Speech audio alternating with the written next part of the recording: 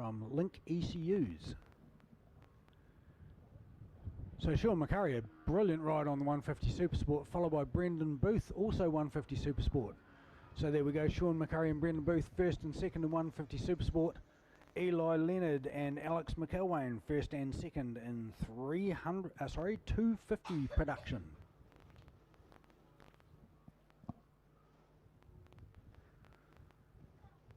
As we look around the track looking for Eli Leonard.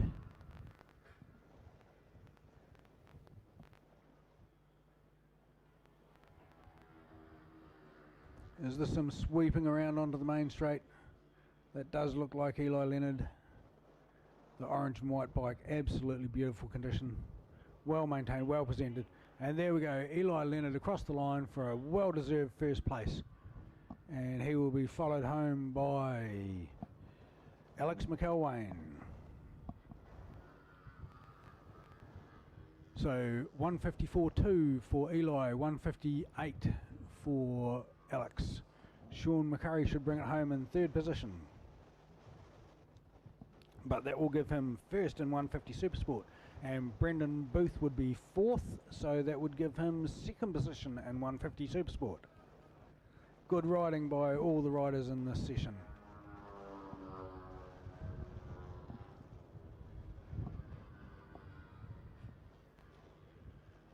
So big fields today, it's good to see each class having 15 to 20 riders. Absolutely fantastic to see. So there is Sean McCurry going across the line in third place, but first overall in 150 Supersport, followed by Brendan Booth, 150 Supersport, second position.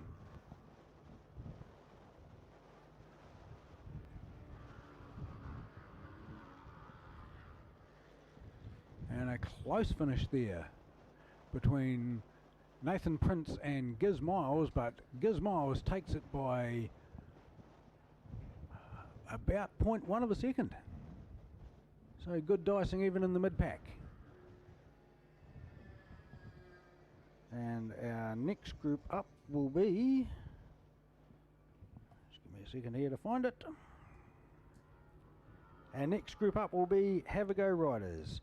This class is for riders who do not have a race license. Most often they're riding their own road bike. The good thing about the Have a Go class is there is no flag drop, no flag finish. It's just about experiencing the thrill of riding your motorcycle fast. Come here to Ruapuna where you can thrash your 1000cc superbike. Try and get the best out of it. Absolutely hammer the speeds down the main straight with no fear of speeding tickets or loss of license.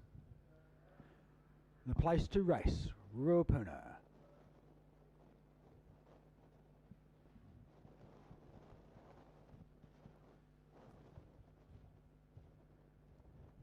So just looking for the confirmed results.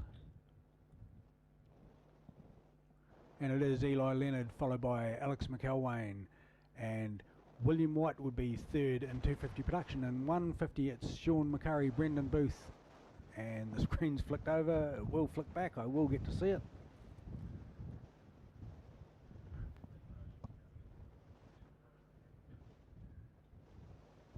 Lucas Scott would be third place in 150 Supersport. Congratulations Lucas, great ride with a best time of a 2:02.107. So good riding. It is very gusty out there now, ladies and gentlemen. It will be extremely difficult in a couple of sections of the track. The wind gust will be affecting the riders most at the following points. Turn 1, braking and turning in. Link kink. It will be pushing on the side of the bike as you lean through there, and then turn into a tailwind which will push you at speed, making it harder to stop into the hairpin. Round the middle of Nanas, right where you're on the entry to towards the apex, it will be pushing hard on the front end.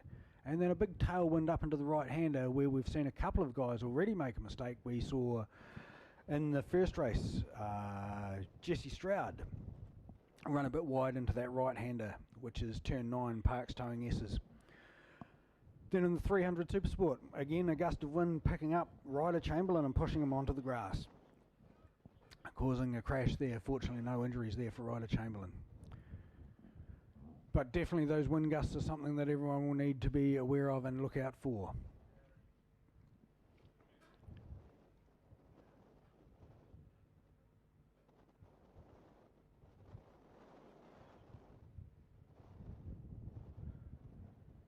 So up next, ladies and gentlemen, the Have a Go class. Now this is a 10-minute session, and it looks like we have a couple of riders coming out for it.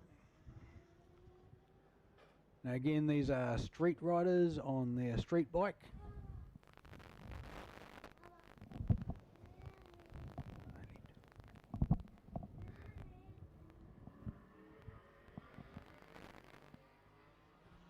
So that sounds like a Yamaha R7 heading out there. Nice looking bikes. I had the opportunity to ride around Eastern Creek back at the end of summer, Sydney Motorsport Park on the Yamaha R7. What a fantastic midweight bike. Great handling, nice power. Absolute dream to ride. I think if I was thinking about going racing again, that would be the class I would pick. Pro Twins on a Yamaha R7 would do me nicely.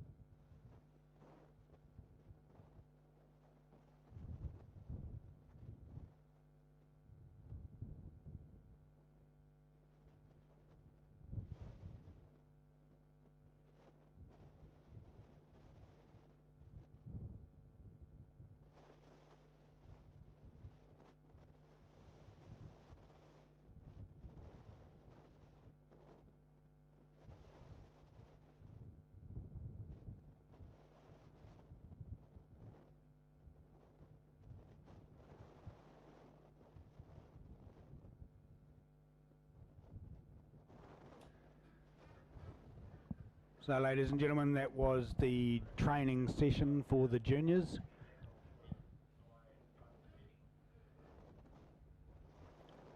Here at Motorcycling Canterbury, we love to be training the juniors up. They're the next generation of road racers. So we appreciate your support and your patience while the juniors get out and have their sessions. We have riders from 7 years old out on the KO 150s. The club provides bikes for hire, whether it's a KO 150 for the smaller junior riders, a Ninja 250 for the larger junior riders. The Ninja 250 is a great way to get into racing. You can come from your road bike and jump on a Ninja 250 and be out there doing competitive laps pretty quickly. All the 250s provided by the club are fully serviced, they're ready to ride.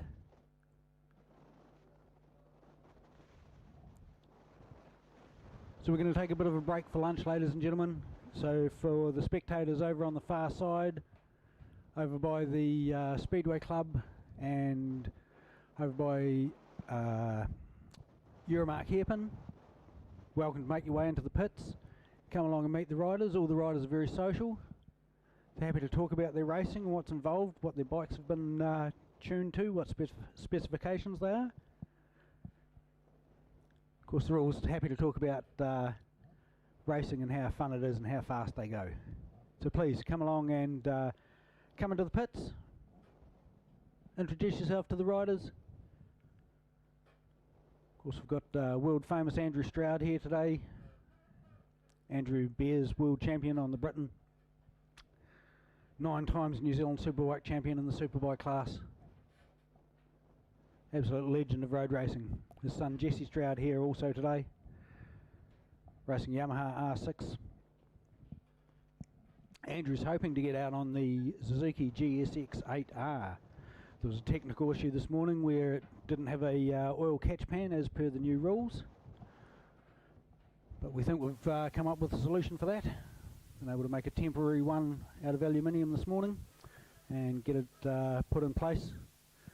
We'll see whether it's up to the scrutineer's standards. Of course, they have the final call, the final say, but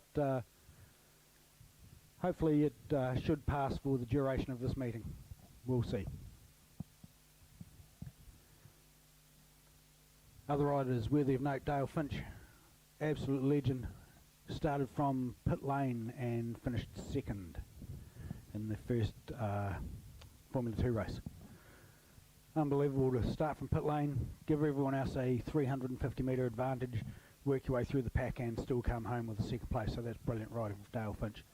Eli Leonard in the 250 class, started out as a road rider a couple of years ago, have a go classes, jumped on a Ninja 250 and promptly became the New Zealand Grand Prix champion in the 250 class this year.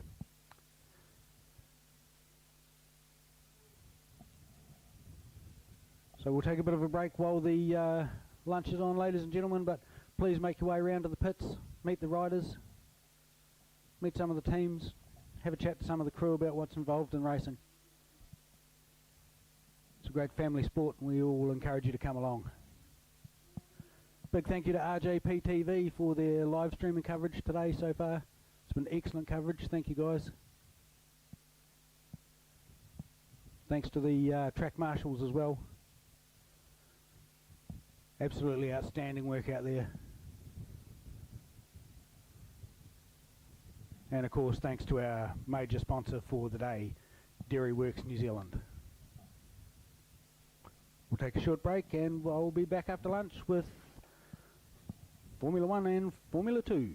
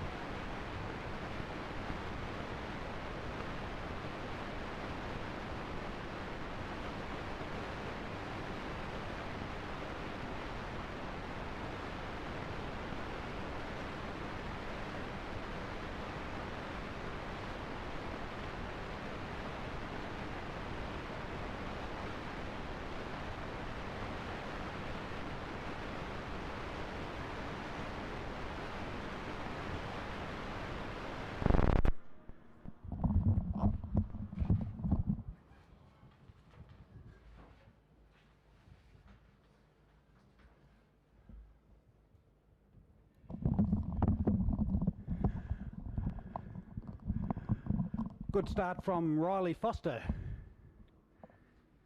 Bike number 778, but he's been pushed back now. Looks like Dennis Charlotte out to the front again. Dennis made pretty easy running of the first race, so let's see how he goes with this one.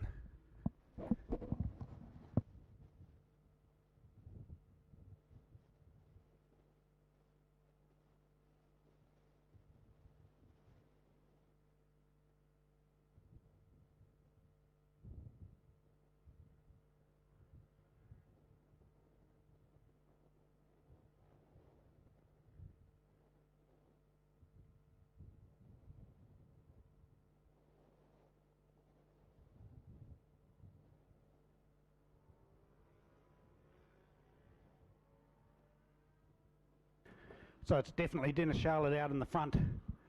Johnny Lewis in second place, struggling to make out the number on the bike in second place. Johnny Lewis in third.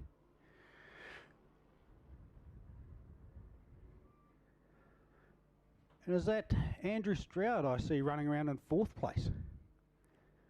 Looks like Andrew Stroud on the GSX 8R. Had some technical rule problems this morning, but we seem to have got that sorted now. And yeah, look at that, that is Andrew Stroud. You can pick his riding style a mile away.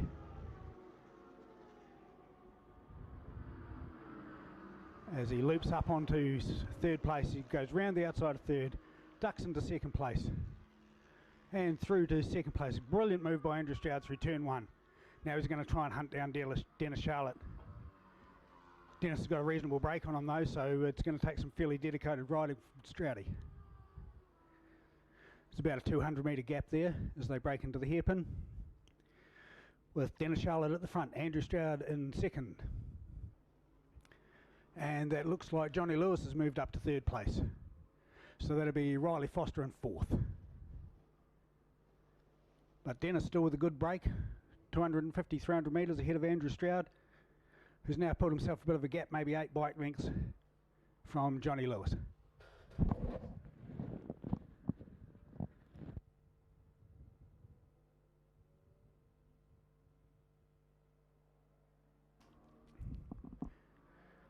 Dennis is riding very, very well though. It'll be hard to catch and even harder to pass. Dennis knows the circuit intimately, but Andrew Stroud, no slouch, 9 times New Zealand Superweight champion. Johnny Lewis doing a really good job in third place there to hang on to him. But it looks like Dennis is managing to maintain that gap as they come round CMG Sweeper onto the main straight. It is Dennis Charlotte by 100 metres over Andrew Stroud, who has 30 metres on Johnny Lewis, who has 50 metres on fourth place, which is probably Nick Bolink, I think.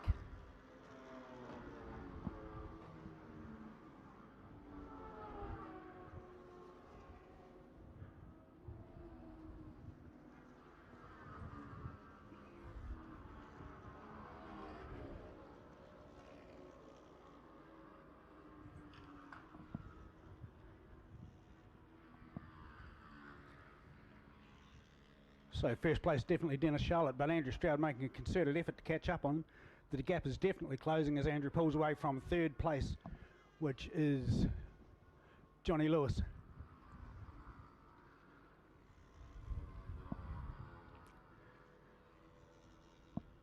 Now I'm going to say that on the race results, Andrew Stroud is not showing. It appears his transponder's not working, but clearly running in second position. So Dennis Charlotte, Andrew Stroud, Johnny Lewis, Nick Bolink, Kane Squire, Riley Foster, Hunter Charlotte, Craig Feathery, Harriet Grayson, Harrison Shanks.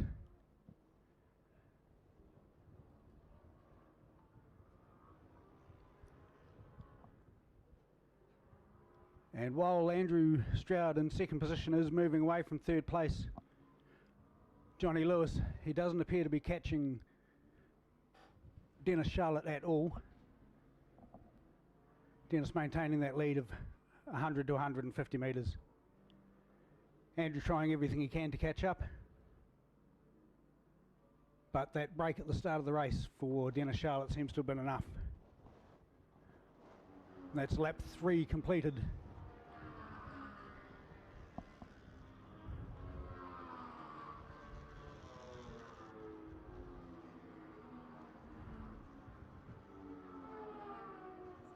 Dennis Charlotte 141.7, Johnny Lewis 144, Kane Squire 143. So Kane closing on Johnny Lewis that time. Of course, we see no time from Andrew Stroud because it appears his transponder is not working. So I would suggest that he's running around the same lap time as Dennis Charlotte. But Dennis made the break at the start of the race and managed to clear off. Andrew had to work his way through traffic and consequently sitting back a wee bit. Look at the braking duel there as we turn into Euromarque hairpin turn 4. 5 bikes heading into there. Super Motard leading the way in. Of course, the Super Motards take quite different lines. They brake different, they accelerate differently. They jump out of the corners so much faster. They pull a couple of bike lengths on you on every corner. But then on the infield, they're so agile. Absolutely agile. Big wide bars, easy to leverage. Oh, look at that, Dennis Charlotte. The gap is closing from Dennis Charlotte back to Andrew Stroud. Has Andrew got enough time? There's still a few laps to go, and that gap is definitely closed down this lap. Andrew's managed to pull back maybe a third of that gap. Gap's down from 50 metres to maybe 30 metres.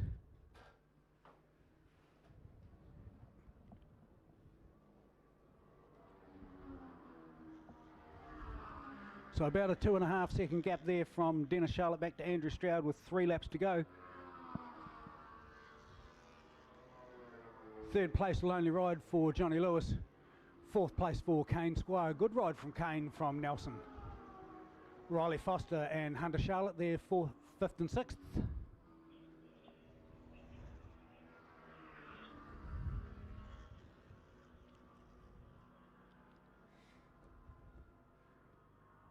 And that gap is closing, but I don't think it's closing enough.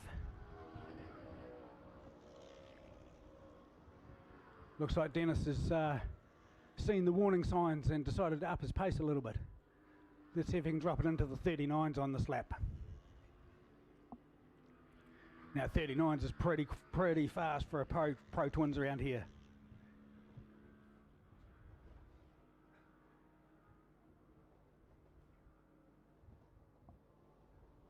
And in fact, they're going to catch a back marker. They're going to catch Evan Jenkins.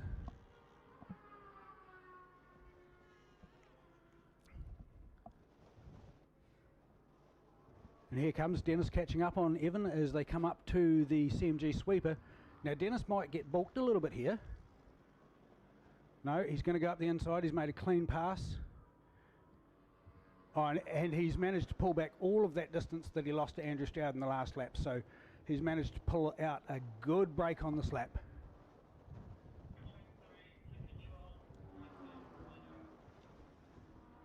And Andrew's definitely lost some ground on that lap, ladies and gentlemen. But pulling a clear gap from Johnny Lewis in 3rd place.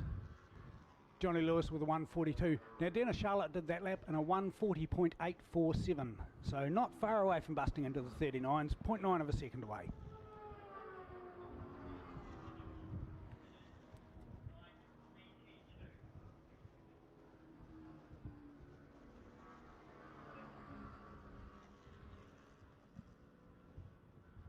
So as they work their way through the back markers, it is Dennis Charlotte by a considerable margin. Looks like Andrew Stroud's almost settled for 2nd place at this stage. Surprises me with Andrew, mind you. He hasn't done a lot of racing over the last few years, so great to see him out there and doing it. And to be fair, first outing on that bike here today at any sort of pace.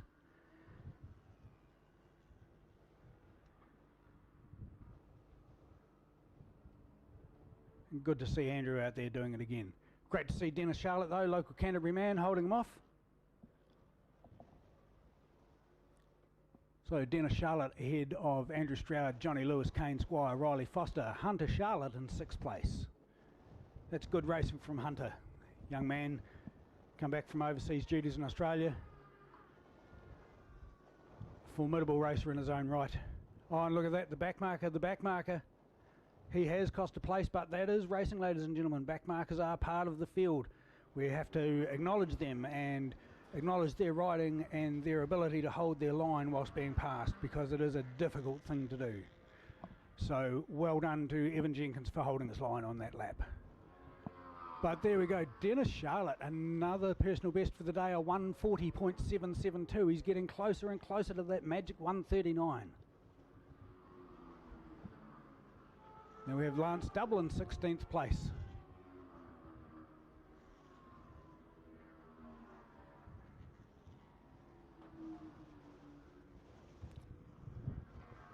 So far, fastest lap of the day in this class, a 140.772 by Dennis Charlotte, who is currently leading by a considerable margin. In fact, I would suggest that Andrew Stroud's definitely settled for second place at this stage of the game.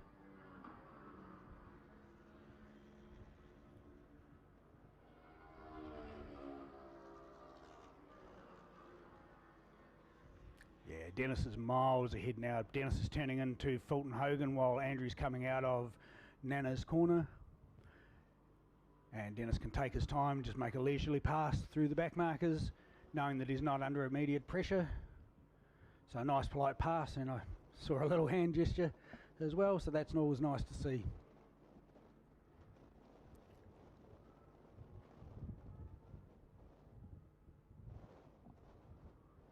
So as they round around for the white flag lap.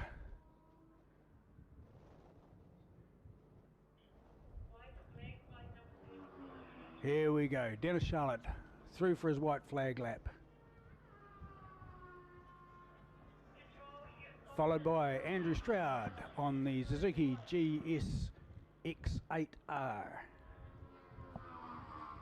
Johnny Lewis on the Aprilia RS660. Who will be followed by Kane Squire on the Yamaha R6 450. That's good riding by Kane on that bike. Kane's had that bike a long time. It's I would imagine it hasn't had any changes really since it was first built back in early 2010s.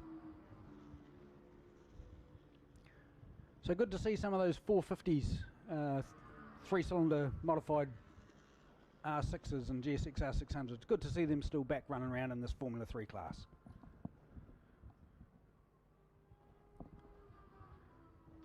As we look for our leader, just exiting Nana's now, coming up to the first of the right-handers for Fulton Hogan. Riding very smoothly and very cleanly. Dennis Charlotte in a class of his own today. I thought there might have been some chance for Andrew Stroud to catch him up as they were coming through the mid portion of the race, but Dennis just sat back, consolidated his lead and waited for his opportunity. And in the last quarter of the race, put his head down and absolutely went for it. Now, oddly, I've lost Mr. Stroud. So there's Dennis Charlotte going across the line, and here's Andrew Stroud coming down the pit lane. Maybe Andrew's decided to not mess with people's points for the season and just ride for the fun of riding. That would be Andrew's style. Very gentlemanly of him. So that would leave Dennis Charlotte first position, Johnny Lewis in second position. There's Johnny just crossing the line now. Kane Squire in third. That's a fantastic result for Kane Squire from Nelson on his R6 450 Yamaha. Hunter Charlotte in fourth, followed by Riley Foster in fifth. Harriet Grace, good ride from Harriet on the Casbolts Motorcycles sponsored CBR 650. So good clean racing all round. It's great to see.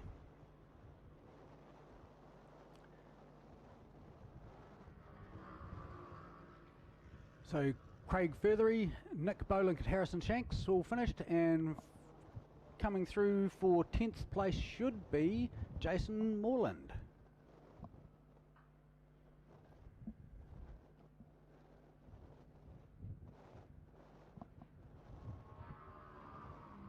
Oh no, it's Nigel Lennox, followed by Jason Moreland.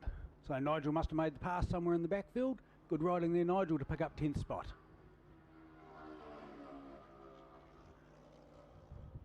There's Lance Double crossing the line ahead of Toby Tutley, Evan Jenkins, Philip Burnbridge. Maya Wilcox in 15th place. There's a good place for Maya. So Dennis Charlotte with a 140.774, the fastest lap of the race.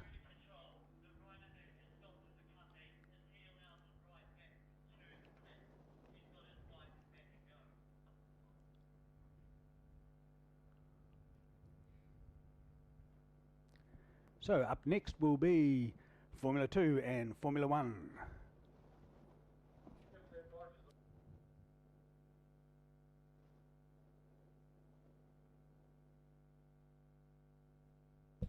So we just have a slight delay, ladies and gentlemen, while we have a bike recovery.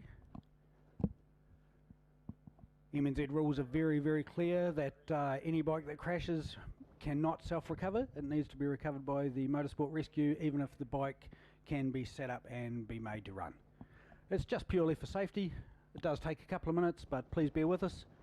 Motorsport Safety is working its way out onto the track now, and within a couple of minutes we'll have the track cleared and we will be clear to race.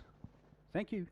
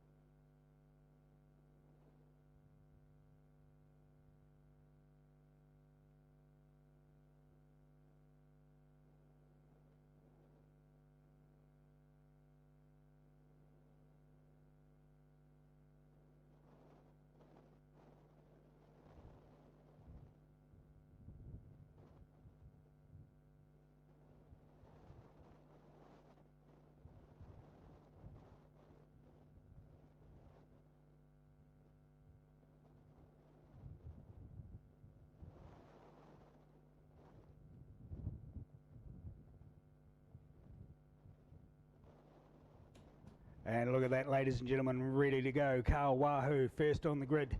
Good on you, Carl, great to see.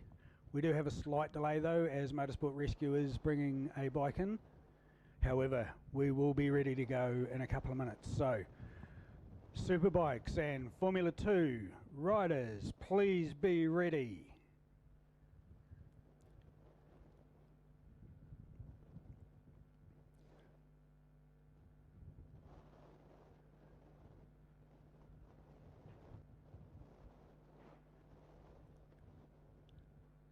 Here's Patrick Jones coming down the pit road on his Kawasaki ZX-10R. Very, very standard bike, standard suspension. Well, it's got a pipe on it. Goes very, very well for a standard bike. And of course, Patrick Jones is no slouch on a bike.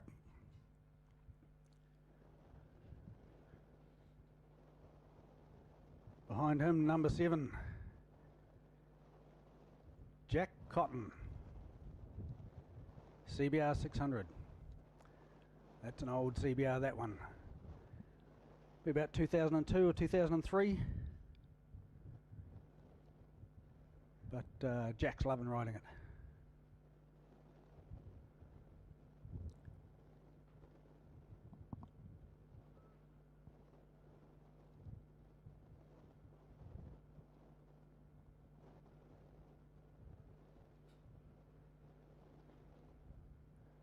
Bike number 33. Is that Michael Lee, Southern Cross Jewelers.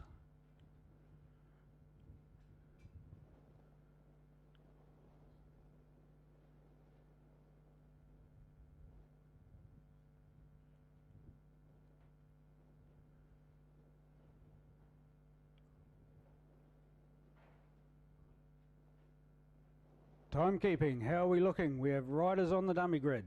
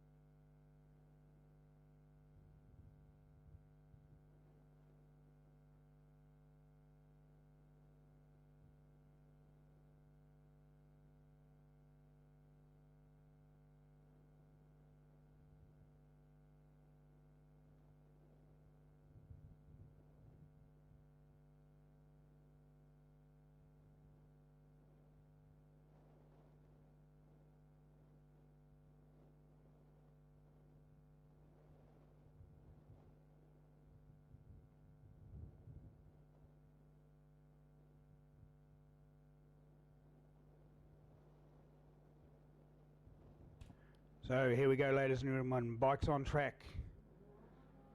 And first out, Carl Wahoo on the GSXR 750, followed by Michael Lee, followed by Patrick Jones.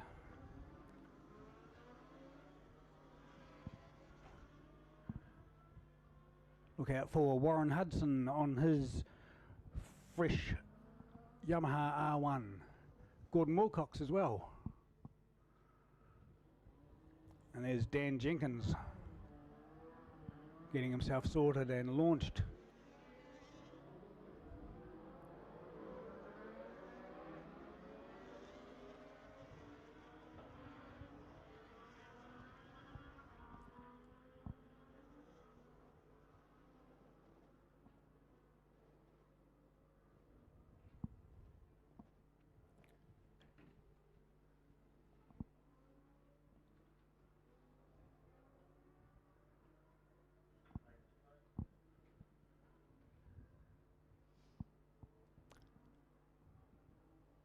So out in this race we have two bike number 27s, 27 and 27A. Bike number 27 ridden by Jesse Stroud, bike number 27A ridden by Andrew Stroud. Andrew joked with me at the beginning of the day that he'd be lucky to be able to hang with Jesse for half a lap. We'll see how that works out.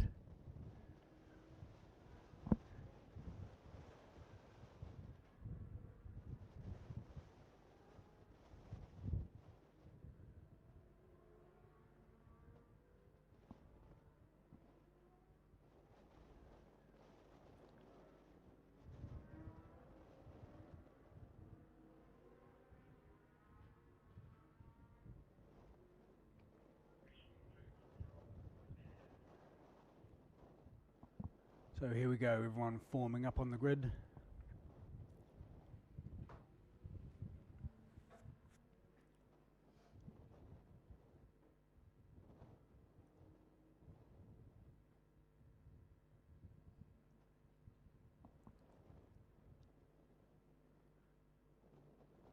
So keep an eye out for Johnny Lewis on the big Ducati Panigale. Johnny rides a couple of classes. He reckons his race fitness is down a bit. Struggling a little bit today. So there's bike number 21, Jesse Stroud pulling up into pole position. beside DJ Gizzard, Dan Jenkins from Technical Racing, with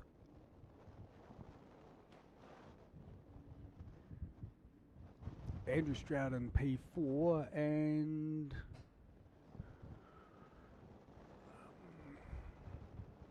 Dale Finch in P3. So we have a star-studded front line here, ladies and gentlemen.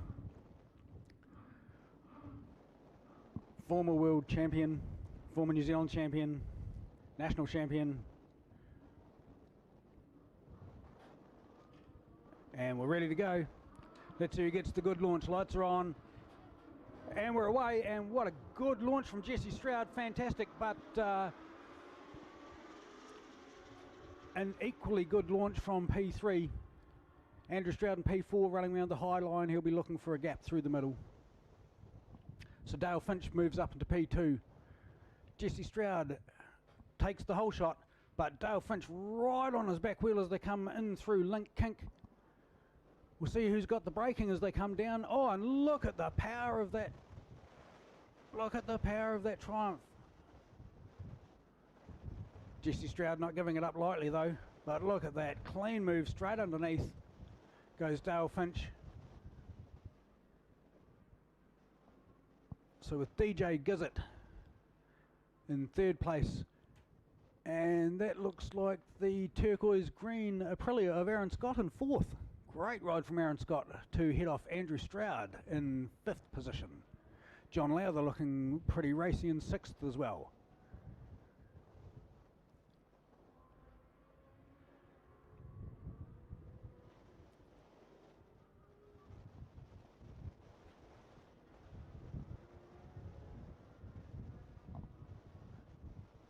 So Dale Finch with a nice handy lead, 3 or 4 bike lengths over Jesse Stroud, ahead of DJ Gizzard, Dan Jenkins, Technical Racing, followed by Aaron Scott, and Andrew Stroud with, is that John Lowther behind. So there we go, Dale Finch across the line first, Jesse Stroud in second position, DJ Gizzard, Aaron Scott, John Lowther, then Andrew Stroud.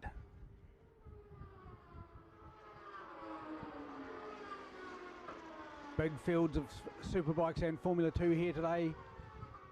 So Dale Finch 137, Jesse Stroud 139, DJ Gizzard 140, Aaron Scott 141 as well for John Lowther, Andrew Stroud 142, and Patrick Jones 145.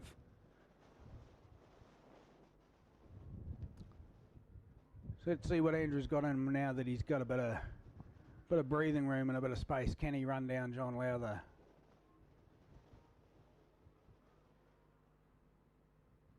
But at the front it is definitely Dale Finch, and Dale Finch is walking away with it, ladies and gentlemen. He's got himself a 50-metre gap ahead of Jesse Stroud,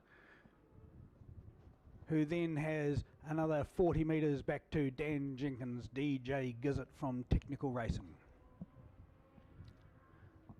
Back in fourth place we have Aaron Scott, followed by John Lowther, and has Stroudy moved up? Has Stroudy moved up? It looks like Stroudy's moved up into...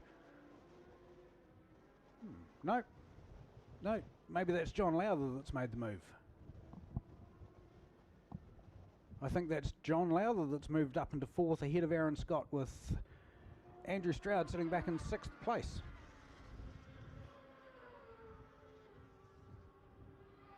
Now, of course, Aaron Scott's running a Formula 1 bike, whereas Andrew Stroud's riding a Formula 2, so that accounts for the speed difference down the straight. But at the front, absolutely, it is Dale Finch running away with it, a 133.914. It's a bit windy and a bit gusty here today, but the track conditions are dry and grippy. But the wind is certainly playing a wee bit of havoc with the lap times. Still, for the first meeting of the year, pretty good lap times. So at the front, Dale Finch 3 seconds ahead of Jesse Stroud, who is 3 seconds ahead of Dan Jenkins. The race, ladies and gentlemen, is for third and fourth, and another little race for fifth and sixth.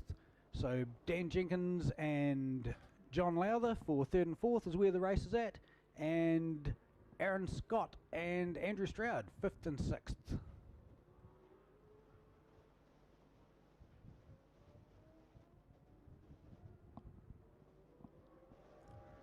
But look at the lead. Look at the lead of Dale Finch. Absolutely storming away from Jesse Stroud. He's got a half the length of the straight advantage now. Here comes Jesse Stroud.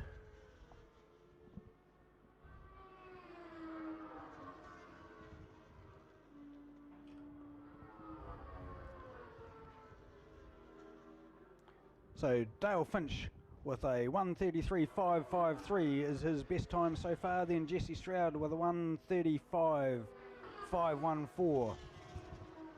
DJ Gizzard, Dan Jenkins, a 1:36.5. John Lowther, a 1:36.3. So John catching him by 0.2 of a second there. Then we have Aaron Scott and Andrew Stroud battling together for 6th and 7th place. Great racing. Not very often I've called Andrew Stroud in 7th place. Good to see the local Canterbury boys taking it to the master.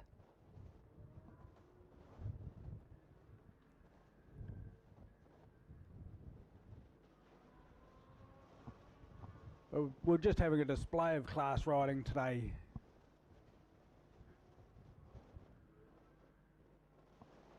Absolute class riding from Dale Finch. Storming away from the field. Jesse Stroud doing everything he can on the KMD Yamaha, but just not able to pull back that gap.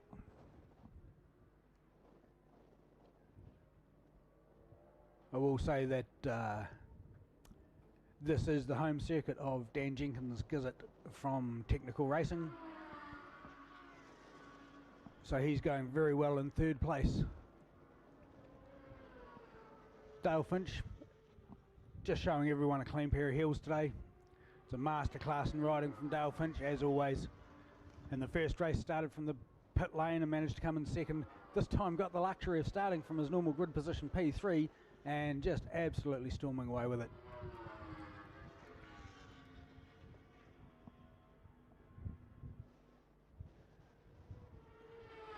There goes Carl Wahoo crossing the line. And Patrick Jones. Ahead of Michael Goldsworthy, Michael Lee and Kane Squire. There goes Jack Cotton across the line and ready to go again. So as we look out for the leaders, it is Dale Finch coming through Nanas.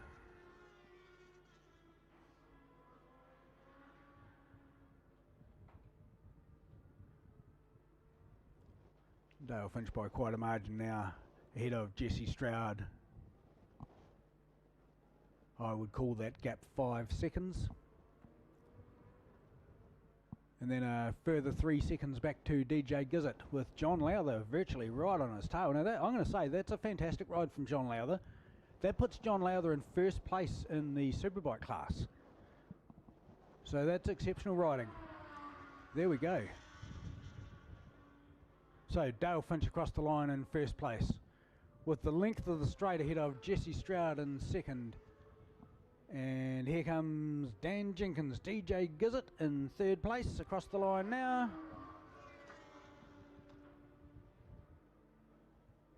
Followed by Aaron Scott and Andrew Stroud, with Warren Hudson in 7th place. That's a great ride from Warren on his new bike. Just getting to grips with his 2015 R1. Full race spec, full race suspension. Quite a change from the older 2006 R1 that he used to campaign around here. Quite a step up in performance and suspension, so congratulations to Warren for putting in the effort and the money. That puts you in 3rd place, Warren, for Formula 1. Absolute brilliant effort. And good racing too. So as we watch Dale Finch looping his way around into the dipper, just absolutely glorious riding style. Jesse Stroud doing everything he can. He's right off the side of that bike, leaning right up inside the fairing. Classic MotoGP styles now from the young riders. They're all tucked in, scrunched in underneath the fairing through the corners. A huge difference from the classic styles of the likes of Andrew Stroud, who sit up and just let the bike roll around underneath them.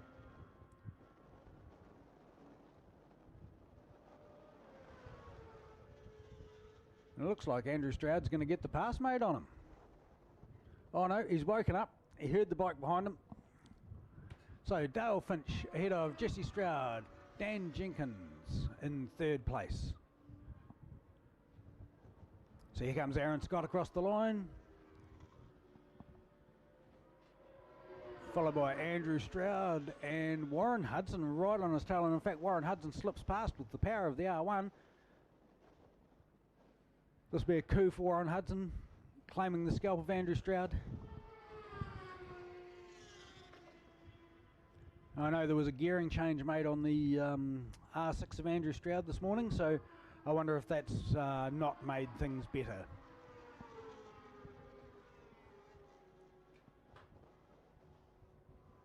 Certainly seems to be struggling with the bike this afternoon. It was good to see Gordon Wilcox out there having a ride around. I know he's come back into the pits now, but good on you, Gordon, for getting out and having a go, having a play in Formula One. It's very difficult, very extreme class, high performance motorcycles.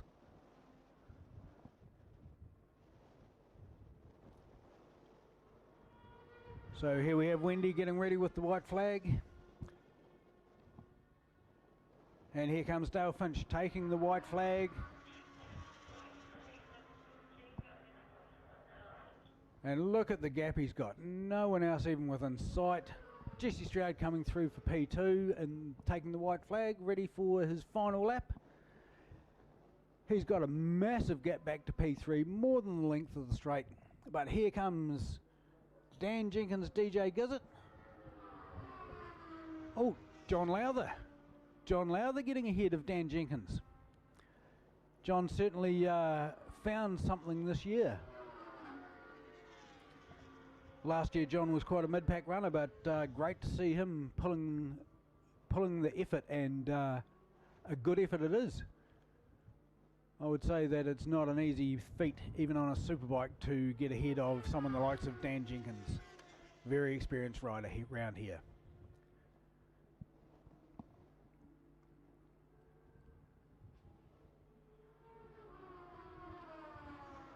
There goes Patrick Jones and Kane Squire, Michael Goldworthy and Michael Lee all crossing the line, taking the white flag. They've been having quite a good battle amongst themselves, those guys, back in the mid-pack. And there goes Jack Cotton coming through as well, ahead of Carl Wahoo. There's Doug Oxham coming through. But here we go. Put your hands together, ladies and gentlemen. Dale Finch, an absolutely dominant display of riding.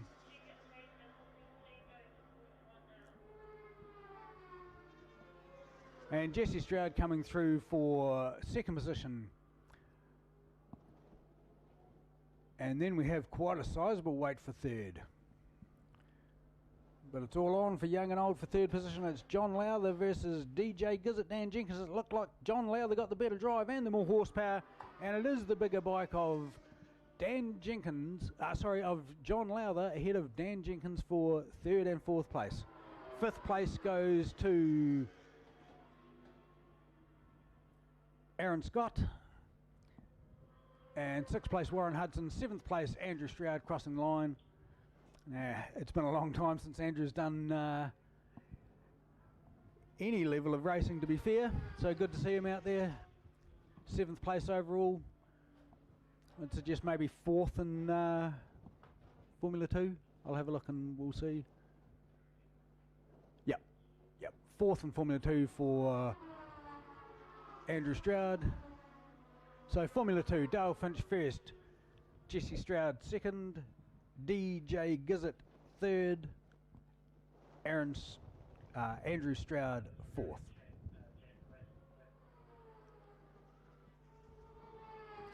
In Formula 1 it would be John Lowther, followed by Aaron Scott, followed by Warren Hudson, Garth Wilson. So there's your top 4 in Formula 1.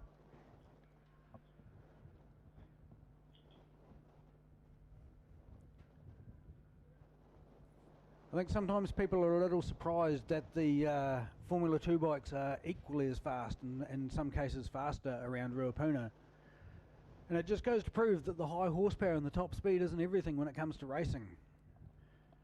Sometimes agility, braking ability, lightweight suspension setups. Sometimes those things can make the difference over the absolute horsepower of a superbike. Of course, the superbikes are much harder to ride as well. Much easier to get it wrong. So congratulations to those superbike riders. But overall, Dale Finch first place. Best time a 1:33.553, followed by Jesse Stroud, best time a 1:34.3. John Lowther a 1:36.3. Aaron Scott also best time a 1:36.3. So great riding from that class. And next up we have 300 Supersport.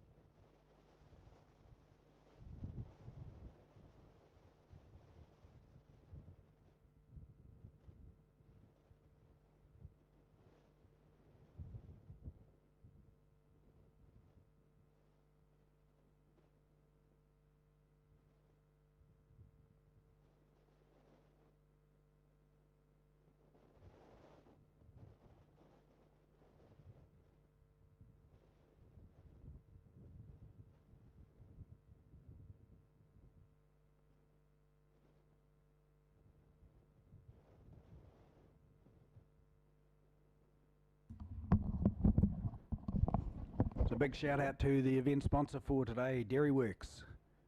Thank you very much, Dairyworks, for your sponsorship of this meeting. Remember, everybody, when you're in the supermarket and looking for snacks and dairy foods, remember Dairyworks, the sponsor of this event.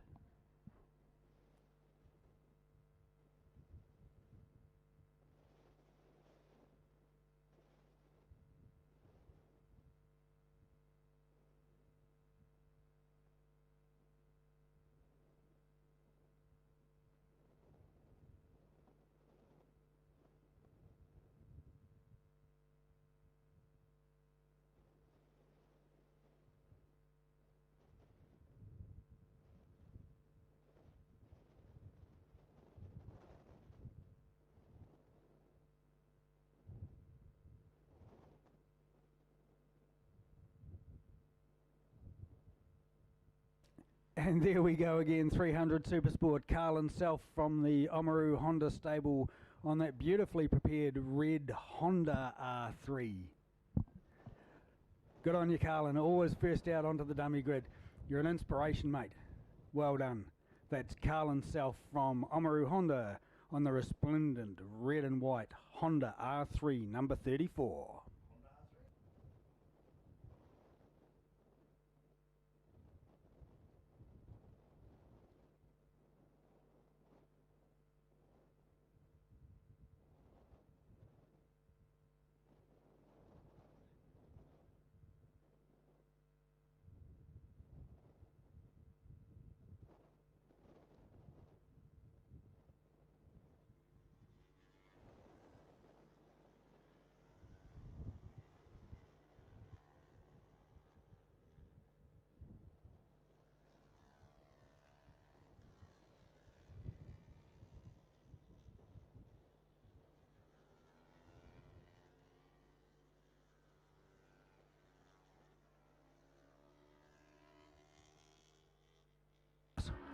So up next, 300 Supersport, one of the biggest fields of the day. We have 25 odd riders in this field, and it is very closely contested. All the bikes are very close in power, very close in handling. It really just comes down to the rider at the end of the day. And is this rider going to make it out in time? Oh, he must have just cleared the lights.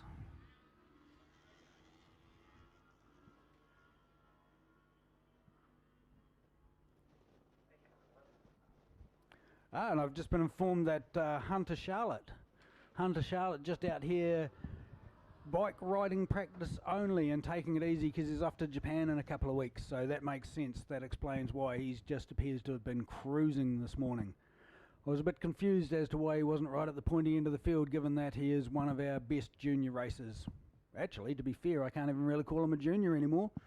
He'd be one of our, how do I put it? Our senior juniors? Would that be a fair call? I guess so. I'm going to stick with that anyway. So Hunter Charlotte just out having a cruise around, just keeping himself bike fit before he heads off to Japan. A wise move just to be cruising and not to be putting yourself under any pressure on a day like this.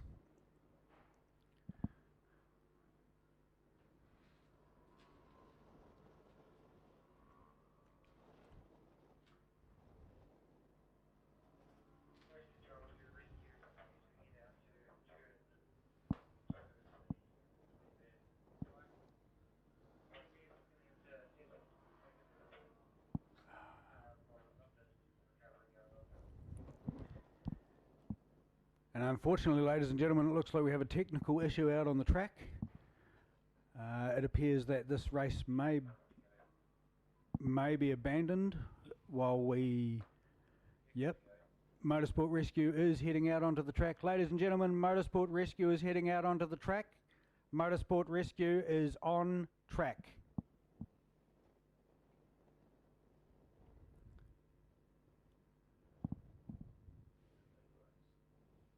Motorsport Rescue is on track. Motorsport Rescue is on track.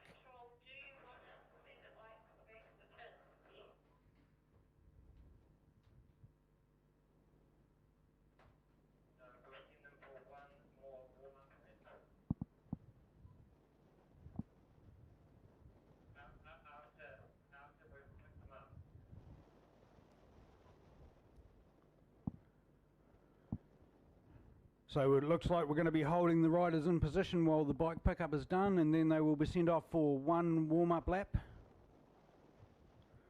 The bikes will be held in position on the grid while the pickup is completed, and then they will be sent for one warm-up lap afterwards. I see some of the riders gesturing to the officials, inquiring what's on, what the go is. The officials are now walking through the grids explaining to each rider what the issue is. We can't start the race because we do have Motorsport Rescue out doing a pickup. We can't leave the bikes lying on the circuit while we start the race. It's a safety factor, and unfortunately these decisions just have to be made, and they're made correctly in the view of safety for the riders and the marshals. The last thing we want is a marshal getting hurt by an incoming bike while they are collecting a downed bike.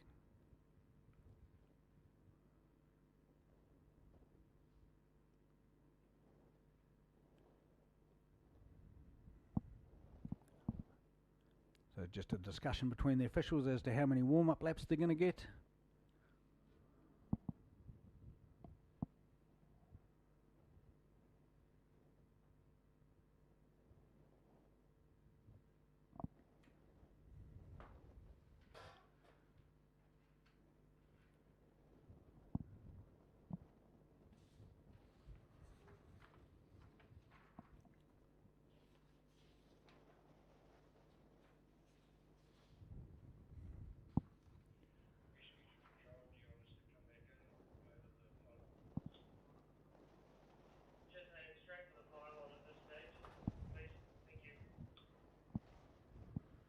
Alright, so the bike has been collected. Motorsport Rescue will make its way to the pylon on the infield so that it's got a safe position and well out of the way of any racers and any potential incidents. As soon as he's there, we're away, so we have a one-lap warm-up. Now you can expect that these riders will use that lap braking and accelerating and weaving to try and get some temperature back into their tyres after being stuck on the dummy grid for the last better part of 5 minutes. It's amazing how fast the tyres cool down once they're off the tyre warmers. Just the airflow across the top, they start dropping temperature straight away. I would imagine that most of these bikes have lost somewhere between 25 and 35 degrees out of their tyre temperature over that time. It's very hard to bring the tyres back up to temperature unless you do some concerted braking and accelerating on your way.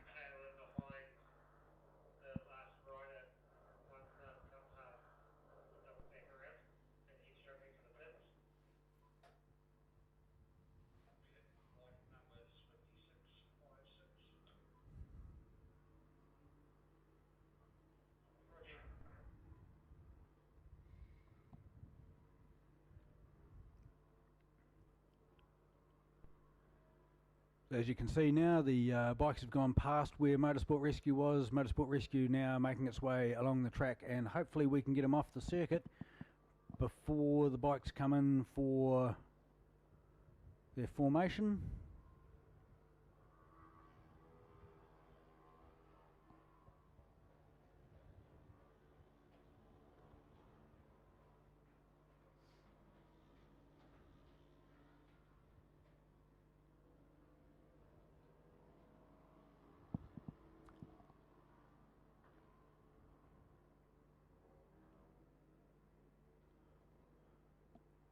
So you can see how windy it is out there today. Windy, the official starter, having trouble holding on to the red flag. Very, very gusty out there today.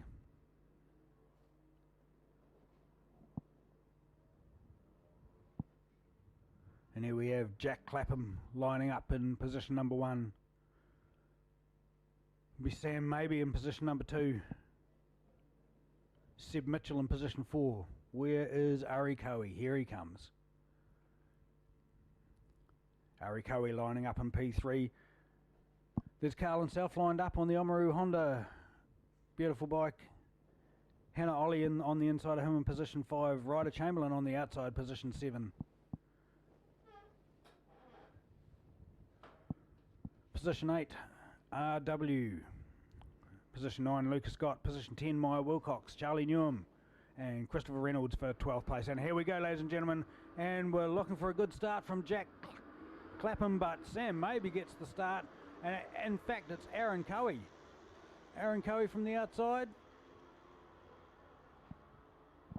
No, I'm going to go with Jack Clapham for the whole shot. It is Jack Clapham into turn 1. We'll work out as they come around, we'll work out who they are. But hard to catch them on the first lap.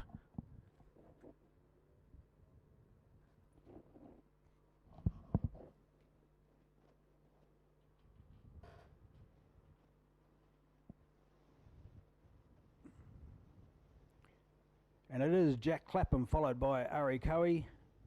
Who's that on the orange bike? Is that Hunter Charlotte? I would say that's Hunter Charlotte come through into 3rd place. What a great ride from Hunter. He was stuck way back on row 3 or row 4. Absolutely fantastic from the young man who said he was just out here for a cruise around, coming out just to keep his eye on a bike. My goodness. There's absolutely no control in these Charlottes when you get the throttle in the hand. It's win or win or win. And there we go, he's having a look up the inside into the right-hander, into the first of the Parks Towing S's. And as they come round into the dipper, it is Jack Clapham by a reasonable margin ahead of Ari Cowie and Hunter Charlotte in 3rd place. Look at that train of riders back from 5th back to, what would that be, 5th back to 13th? Amazing little train of riders there, all tucked in one behind the other. And there we go, Hunter Charlotte moving to the outside. Has he got the power? He had the slipstream. Has he got the power? He has got the power to make the move on Ari Cowie. Now, has he got the brakes though? Because Ari will have a slipstream as they come down. And look at that massive gaggle of riders behind for 4th, 5th, 6th, 7th, 8th, 9th, 10th, 11th, 12th, 13th, 14th and 15th position. Absolute great racing in that pack of 10 from 5th back to 15th. If everyone stays on their bike, everyone's going to get a point, but it just depends which point you want. But at the front, we have Jack Clapham running away with it. Hunter Charlotte, though, doing his absolute best to close him down with a 151.3, 0.1 of a second faster than Jack on that lap. So Jack Clapham away with a good break, but Hunter Charlotte closing him down. And Ari Cowie in 3rd place, having a really, really good ride. Great ride from Ari Cowie. And Seb Mitchell in 4th place, also an absolutely fantastic ride from Seb. Come a long way with his riding this year, Seb. Good to see. It's been interesting watching some of these young riders, watching their development and watching them grow. Amazing the skill levels they're picking up and the skills that are being passed down to them by the senior riders. Makes a huge difference. We have a good training facility here. We have good coaching by good coaches. But look at that, Jack Clapham. A nice handy lead. He'd have 30 metres, maybe a little more. 30 metres gap on Hunter Charlotte. Hunter is closing that gap though. And then back another 30 metres to Ari Coe in 3rd. 147.3 for Jack Clapham, 147.6 for Hunter, 149s for Ari Coe, Seb Mitchell, Hannah Ollie and Carlin Self.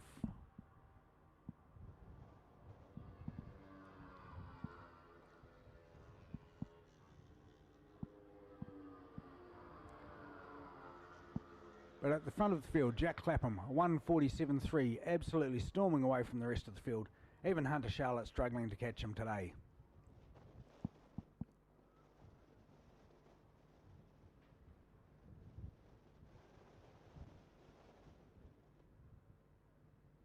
Looks like the race is all settled down.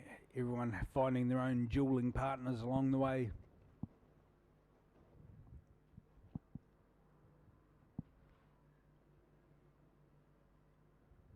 Good freight train of riders coming into the right-hander before Nanas. There's different selections of lines to be taken through Nanas. There's 3 or 4 different ways through it. They're all equally fast, but they can all cause converging lines as well. And look at that, we're having a wee dive on the underneath. Bit of a look through on the inside. He can't get it done there. And that would have been Maya Wilcox actually having a look at Lucas Scott.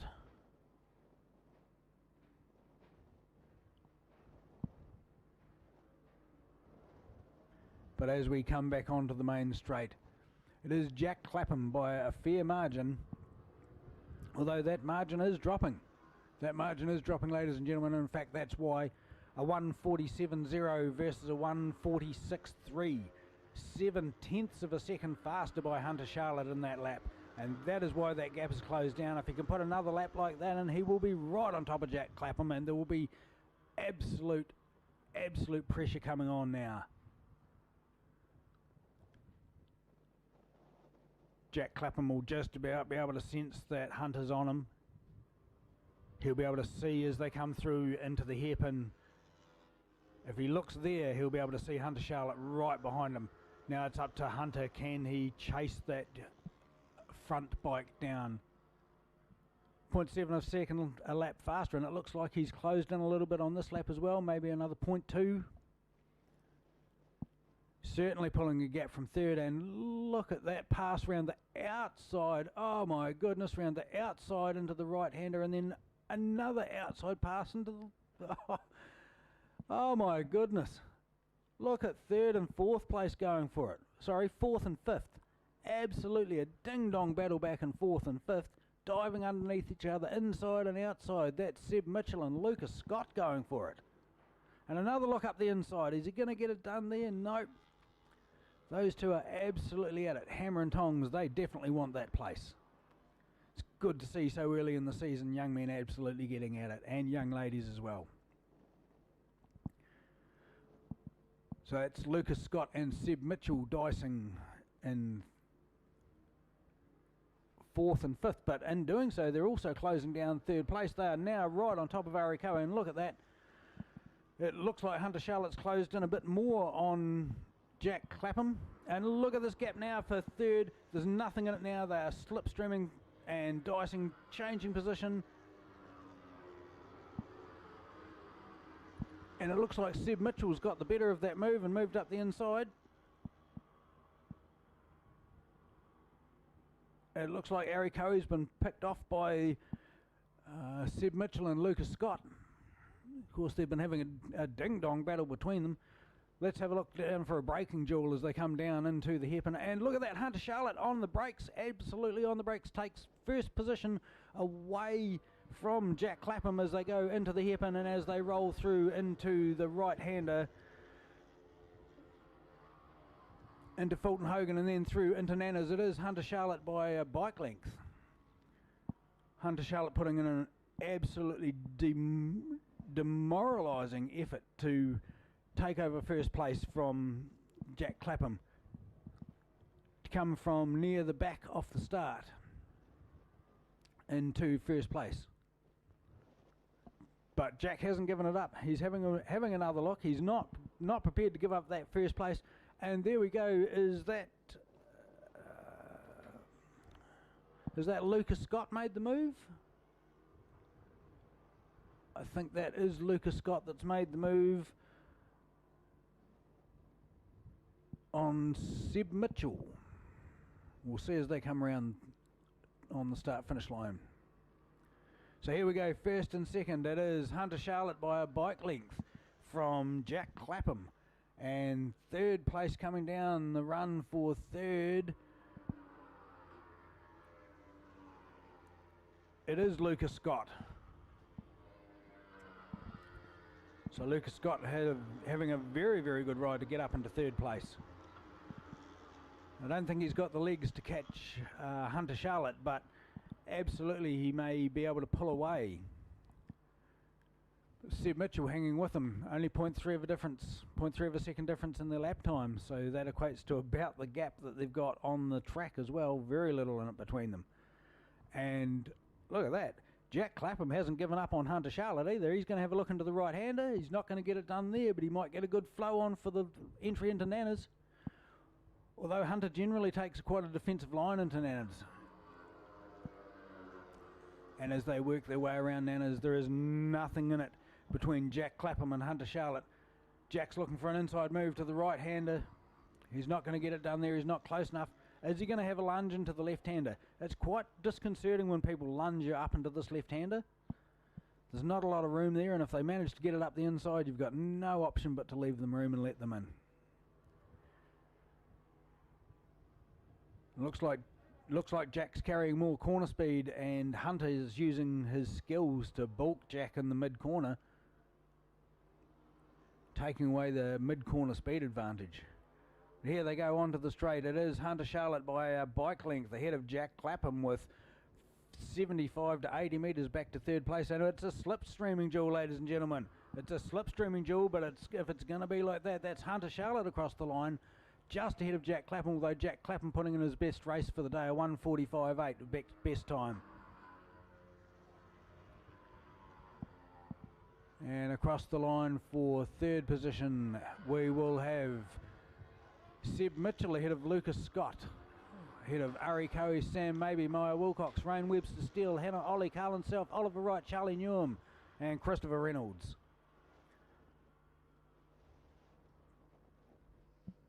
But as we watch the leaders into the hairpin, it is Hunter Charlotte by 2 bike lengths ahead of Jack Clapham. And here we go, the next braking duel into the hairpin. It is Seb Mitchell and Lucas Scott, with Seb Mitchell with a couple of bike lengths ahead of Lucas Scott. Great riding by Seb. Back to the leaders as they come through Nanas. It is still Hunter Charlotte, but there's nothing in it, ladies and gentlemen, absolutely nothing. There's not even a bike length as they come through there. And it looks like Jack Clapham's having a look up the inside. Is he going to get it done there? He's not. He's not. Hunter just a little bit later on the brakes. Still manages to maintain that good flow though through the midfield. And still Seb Mitchell in third, holding off the attentions of Lucas Scott. As we look back to the head of the race, it is Hunter Charlotte by 2 bike lengths from Jack Clapham, and as they come down the straight, let's see if we can get a slipstreaming duel going again this time. And it is Jack Clapham out of the slipstream. Oh, and it's the white flag lap, last lap, and I'll tell you, as they come across the line, there was nothing in it. I gave it to Hunter Charlotte by half a wheel, But if Jack Clapham can get in that slipstream a little bit earlier and get a bit more of a tow and break out of it just a little bit later, he may well have the run on Hunter Charlotte down to the start-finish line. This is going to be all on for young and old, ladies and gentlemen. And in fact, there goes Jack Clapham through on Hunter Charlotte. Now it's all on. Breaking duel down to the hairpin. Are we watching for this, ladies and gentlemen? Here we go. Hunter Charlotte, look at that. Just slides it up the inside, smooth as you like. Just absolutely clean as a whistle into there. Now Jack Clapham, is he going to have a smash through on the right-hander? He's looking for it, he's looking for it. Not close enough, he's on the wrong side. So his next move is the right hand of the entrance into Parks Towing. S's would be the next move likely for Jack Clapham if he'd like to have a crack at that, or maybe the left-hander into the double lefts complex section. Looks like he's lining up for the double left complex. He's got to be closer than that though, you're not going to get it done from that far back.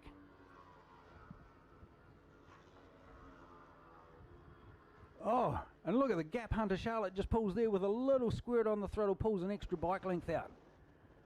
Jack Clapham coming back at them though as they come out of the dipper and through the kink onto the CMG Motorcycles corner. It is Hunter Charlotte by 2 bike lengths, but that gives Jack Clapham the room he needs for a slipstream. Is he close enough to get into the slipstream? Can he get on the throttle early enough? I don't think he's close enough. I don't think he is. Hunter Charlotte's made the move to the inside to try and bulk the slipstream effect, and he's done a fantastic job. That is Hunter Charlotte by 2 bike lengths, ladies and gentlemen. That is a very well tactically run race by Hunter Charlotte. Absolutely brilliant. A 1:47.930 on his last lap with a best lap of 1:45.7, so 2 seconds a lap slower on that last lap. Jack Clapham 1:48. The wind must be getting to them and they must be getting tired out there. It's hard work fighting that wind. But absolutely brilliant riding from Hunter Charlotte to come through for a win. Brilliant riding from Jack Clapham through into second place. Seb Mitchell into third. What a great ride from Seb. Lucas Scott, brilliant riding from Lucas to come through in fourth. And Ari Coe, a great showing from Ari Coe in maybe his second full season of racing. So good to see. Excellent riding by everyone in the field today. Very clean, very sportsmanlike riding. It's been great to watch and great to commentate.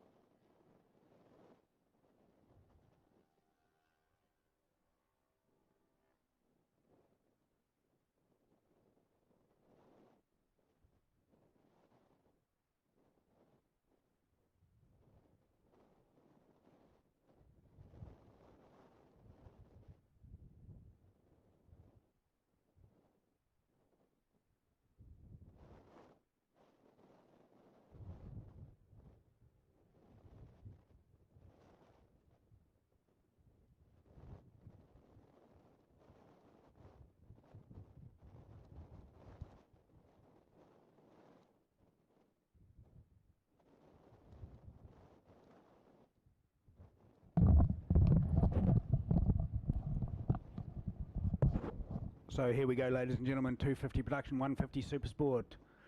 Race number 2 for the day. Lining up in pole position, Jap Nimmo on the 150 Super Sport. Lachlan Moore, number 77, beside him. And letter L. Let me find my grid booklet.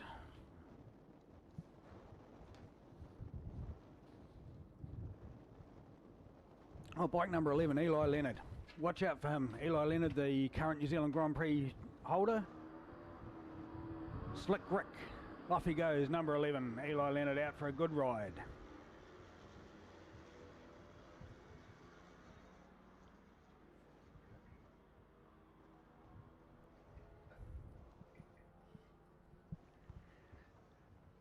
So Eli Leonard with a good start ahead of Alex McElwain and William White.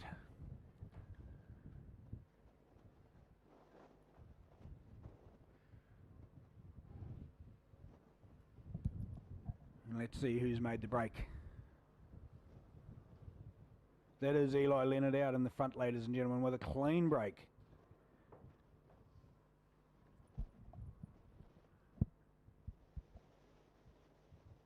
Oh, and he's down. He's down.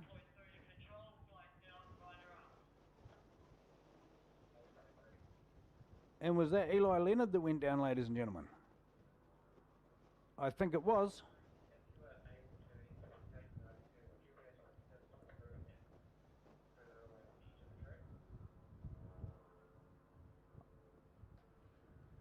Let's see, let's see.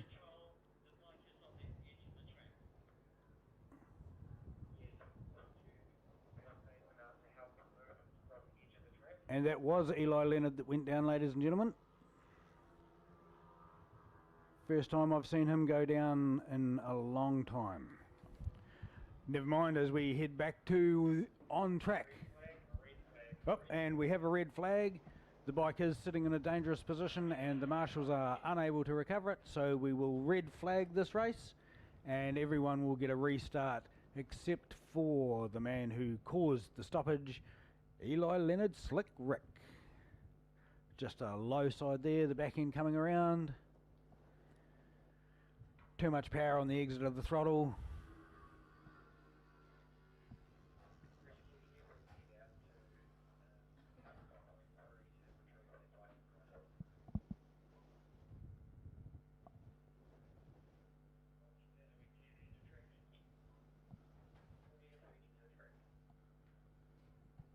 So there we go, we have Motorsport Rescue.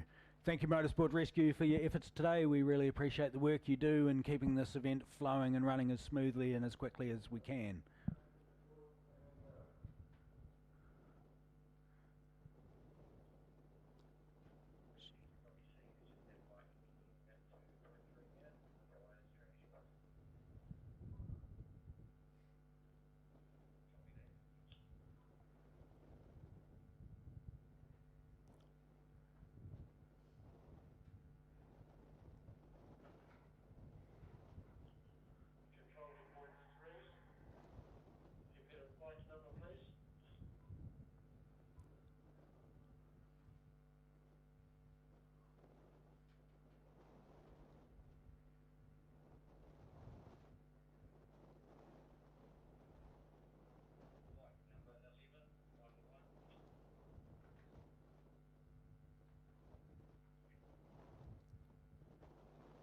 So after a convincing win in the first race, our race winner from race 1 goes down in the hairpin, Eli Leonard.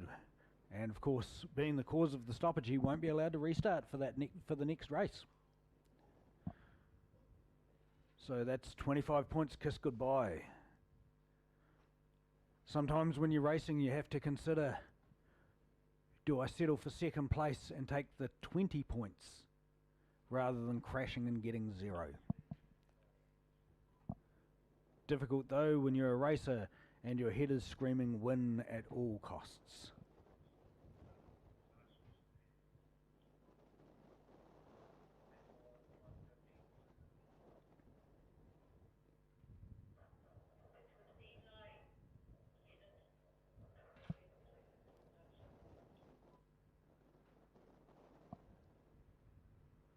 So that wind's really starting to ramp up now.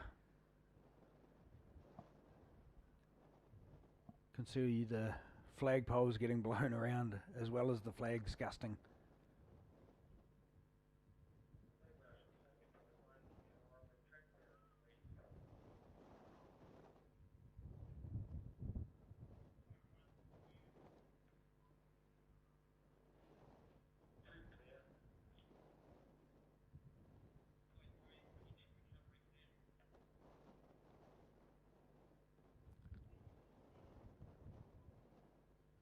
So the marshal is just calling through the track positions, making sure everything is clear and that all obstacles have been removed from the track.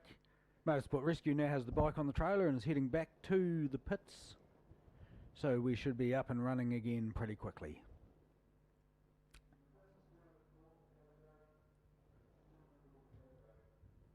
So up next we have the Have a Go class.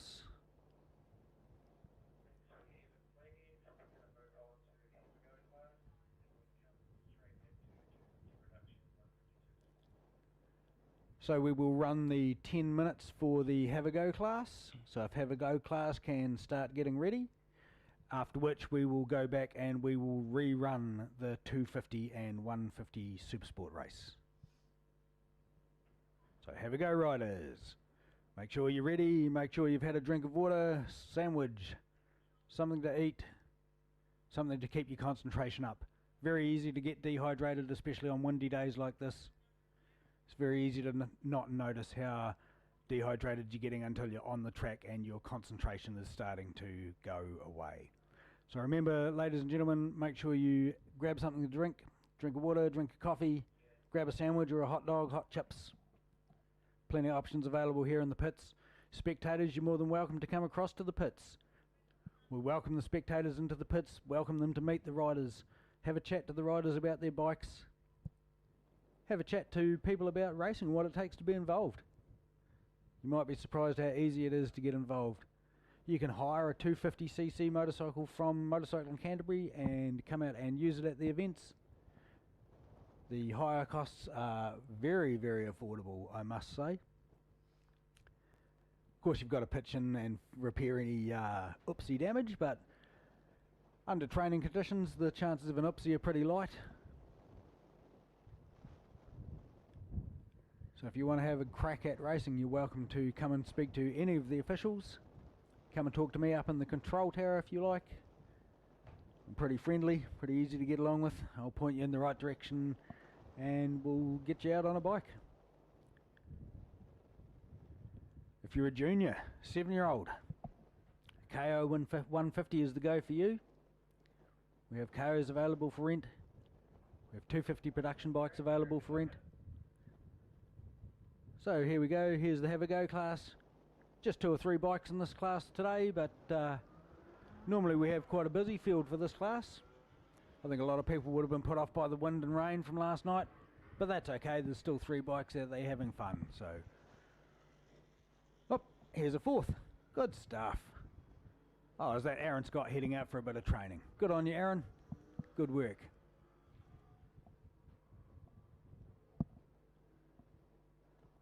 So I'm going to take a little bit of a break while the training's on, and I'll be back for the 250 and 150 Supersport. Thank you.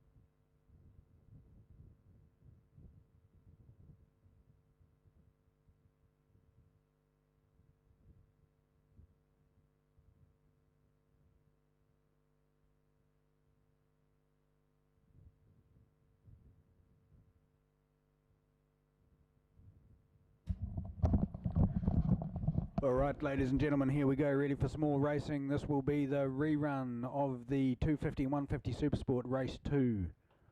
Of course, we will be missing Eli Leonard from pole position.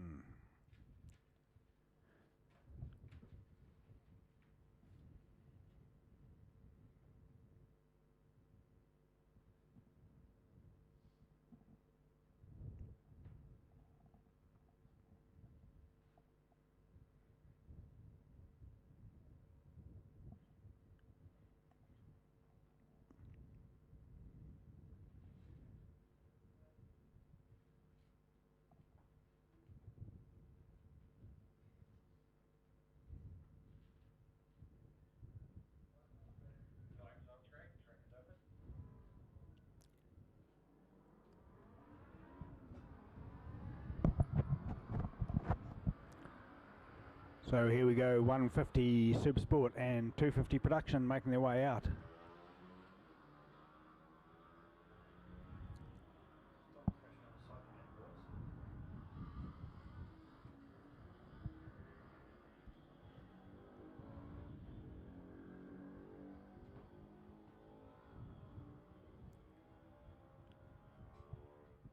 So with no Eli Leonard in this one, let's see who can get up for first place.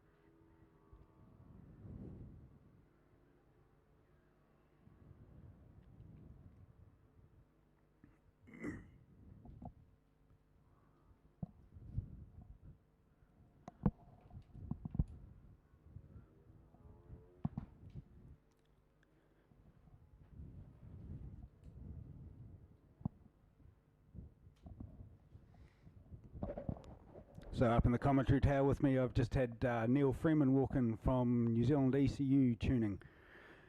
So Neil, tell us a little bit about what you do. Oh, just the usual, Ian.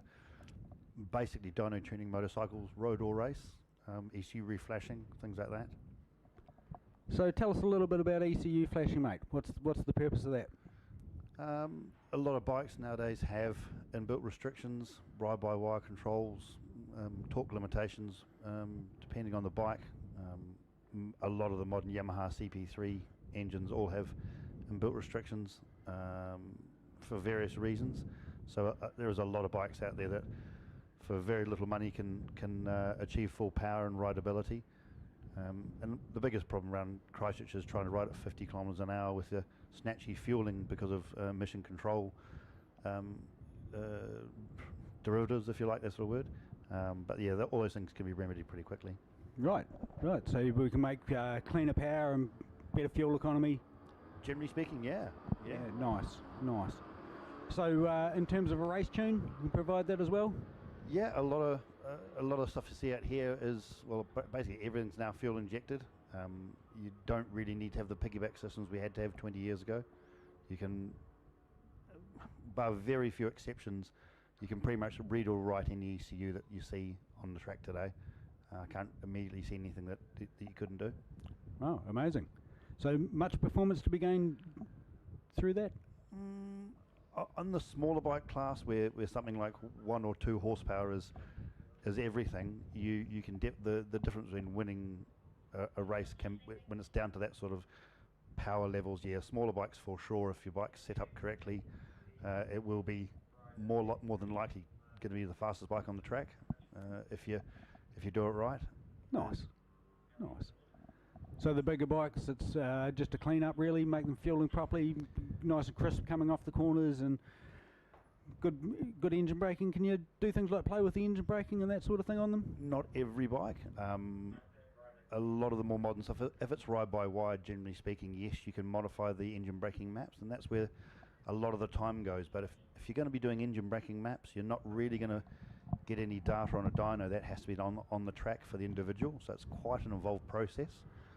But that's sort of that is a very advanced concept. But if you're a race team and you're wanting the very best, then 100% your ride-by-wire maps are it's all in the ride-by-wire maps, all of it. All right, that's interesting to hear. So a lot different to the old days when you just throw a power commander on and plug and play sort of thing. Yeah, I do see a lot of stuff come in surprisingly with piggyback units at the moment coming in Christchurch. So I'm quite a little bit surprised by that. But like a lot of the times, yes, on a road bike you could, for all intents and purposes, it made such a big difference to the fueling. You could actually, the bike was good enough, if you like. Yep. The bike would become good enough. But nowadays, the difference between having a piggyback unit and an ECU flash, they are night and day. And the thing I was trying to get through to people is that you will reflash an ECU cheaper than you can buy a power commander. Right. The whole job, all the ECU reflashing, the whole work is still less than buying a power commander, fitting the power commander and mapping it. It's sometimes up to half the price. Oh, that's considerable saving, and of course again, you're running a modified but standard part, so it's not like you've got to worry about the quality control of the other external sources or suppliers. And don't get me wrong, I'm not knocking the quality control of someone like Power Commander, but I guess the custom tune that you can provide is much more accurate than the generic tune that you would get off a Power Commander. Yeah, look, I mean, 20 years ago, the whole idea was to remove the O2 sensor, put maybe a dongle that could tell the ECU that the O2 sensor's still there, and this worked. Don't get me wrong. Guilty as charged. I've done this thousands of times, but with the modern approach and a more of an understanding of ECU logic, we always try and leave the O2 sensor, and bar very few examples, we try and leave the O2 sensor, and even on a race bike, believe it or not. Oh. It will 100%, if you work with the O2 sensor, your bike will be far smoother on and off throttle, and it's not hunting around trying to find an ideal. It is just it's counterintuitive, but in a modern sense, we try and leave the O2 sensors in now. Wow. Oh, that's definitely a change from the good old days. Yeah, 100%. Yeah, it's very, very different. Yeah. Oh, wow. Interesting. Oh, thanks for that. It's always good to hear a little bit about the way technology is changing and the way that improvements can be made to your motorcycle. So that's Neil from New Zealand ECU Solutions. New Zealand ECU Solutions. There we go. Thank you very much, Neil. So back to the race. Alex McElwain leading this race and leading it well. A brilliant ride from Alex McElwain in first place with the length of the black straight back to second position. So that's absolutely brilliant riding. Brendan Booth in second position and Sean McCurry in third. William White fourth, Lucas Scott fifth, Samuel Fraser sixth, Hendrik Lidwick in seventh, and there we go. So even without Eli Leonard, still getting the race stripped out to the front by Alex McElwain. Alex has a sizable lead. Sizable lead indeed. A good 10-second lead over second place. Alex, I believe, is riding a 250. So he'll be first in the 250 production class. Brendan Booth, second place on the track, but first in the 150. Sean McCurry, second place in 150, but third on the track. Crikey, these mixed classes are a bit hard to call sometimes, get the old tongue twister going on, especially as we're getting later in the day. So, Alex McElwain ahead of Brendan Booth, Sean McCurry, William White, Lucas Scott, Samuel Fraser and Hendrik Ludwig, with Jason Lewin and Taylor Cullen Holder in 9th place. But there we go, Alex McElwain heading off down the straight and into turn 1 before the next bike comes onto the track. And that is Brendan Booth coming through with a 2-minute flat. Alex McElwain 1:54.5, so that's a good lap time. Good lap time for a 250 production bike. So despite the wind, everyone's still putting in a big effort today. Great to see. So Alex McElwain, last lap was his fastest lap, a 1:54.577. It looks like he's trying no matter what. He's not going to let his hand off the throttle. Absolutely pushing on for his best pace of the day.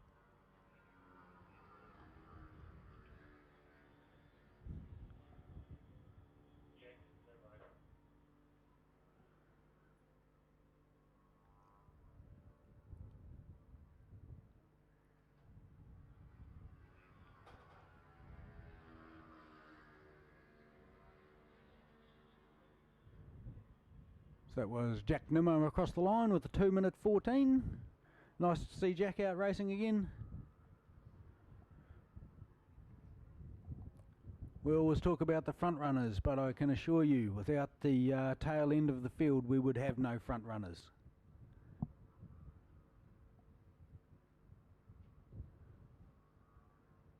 And it doesn't mean the person at the back of the field is trying any less or deserves any less respect, because I can assure you, you jump on one of these bikes and try and beat the last placed guy, you'll feel somewhat embarrassed when you come back into the pits.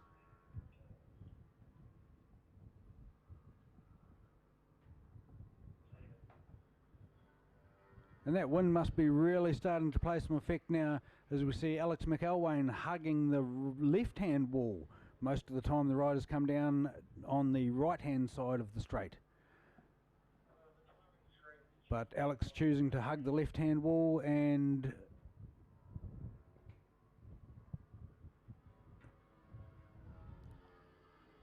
so is Brendan Booth. So that wind must be coming across slightly sideways across the track. Bike number 16, Sean McCurry, Sean McCurry. Help me out, is it Sean or Sean? I'm going to go with Sean, S-E-A-N, Sean McCurry.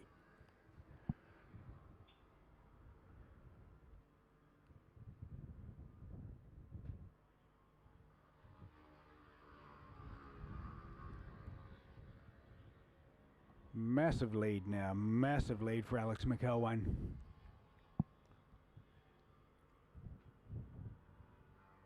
He could just about get off and make some suspension adjustments and get going again. It's brilliant to see young riders like this just keeping their head down and concentrating and focusing on their race, not being perturbed by the fact that they've got a good lead, actually being able to concentrate and just click off the times one after another, tick, tick, tick, tick, tick. It's important for these young riders to get the laps in. It helps encourage them, train them.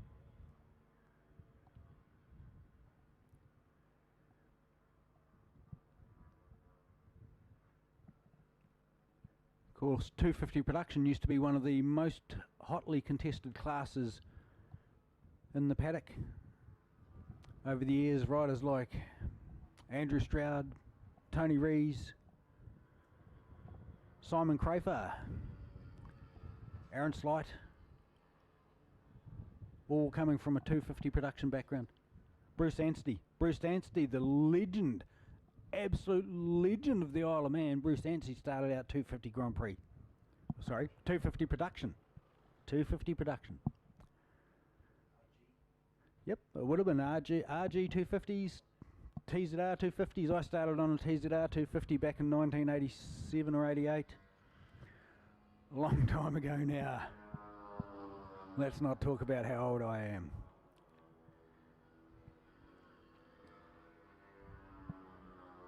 But there we go, 4 laps down. 2 to go. Alex McElwain, best time so far, 154.539, leading the field.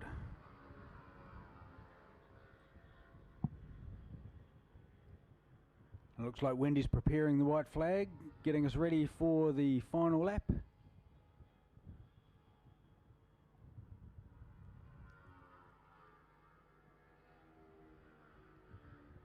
And here we go, just waiting for Eli Leonard to make his way around. Is that him? Sorry, not Eli Leonard, Alex McElwain to make his way around. That looks like him just slipping into the dipper there. Looked like he actually ran a bit wide through the second left and cost him a lot of speed through the dipper, but he's got so much. He's got, I'm not going to say half a lap, but we're not far off it. Certainly a massive advantage for Alex McElwain. Of course, no Eli Leonard there to put the pressure on, but I got to say, outstanding ride by Alex McElwain to be a good 20 seconds ahead of anyone else in the paddock. So he went through again a best time for the race, 1:53.824. So that's it's no wonder he's pulling out when everyone else is doing 2 minutes. The next closest lap time would be a 2-minute flat. So a good 6.5 seconds advantage per lap. 6.4s, 6.5s at 30, that'll be about right, 30 seconds gap. So he's been smashing it out like a metronome the whole way through. To be fair, riding style, smooth, flowing and relaxed.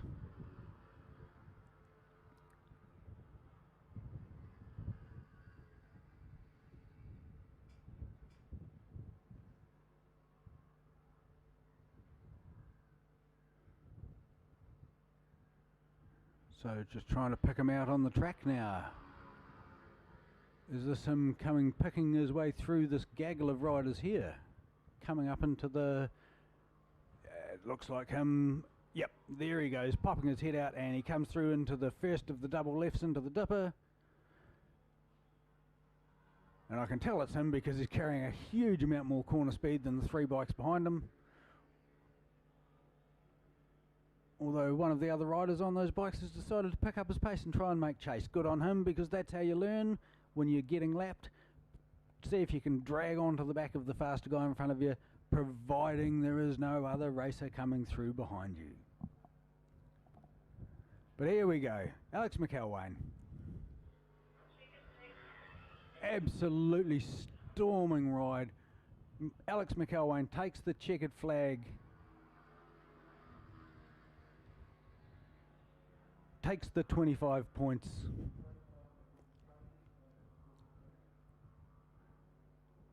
And we'll have to wait a bit for Brendan Booth to come through in second position, and Sean McCurry in third. Of course, that gives Brendan Booth, who is in second position, first in 150 SUPERSPORT.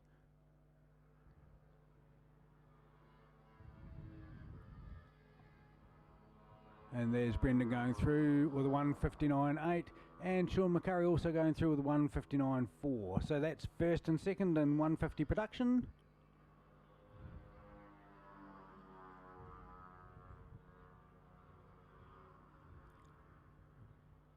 William White, second position in 250 production. So in 250 production it would be Alex McElwain,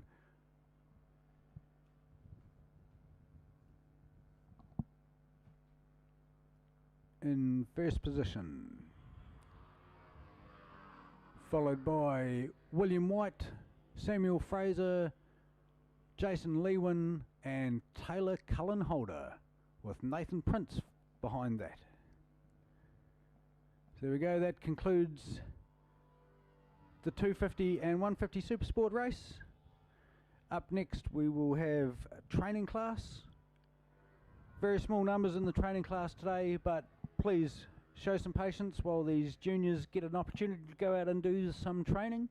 It's very important that we bring juniors on in the club. They will be the future champions of our sport. So please, everyone, take this time to jump on your social media, put a little post up about today. In your post, make sure you thank the event sponsor for the day, Dairy Works New Zealand. Make sure next time you're in the supermarket you pick up one of their cheese slices and snacks pack. Absolutely delicious. I've been munching away on them up here all afternoon. Thank you to EMS Trust for ProMed, the ambulance service.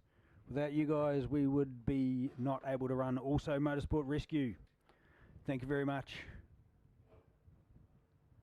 Again, without you we would not be able to run.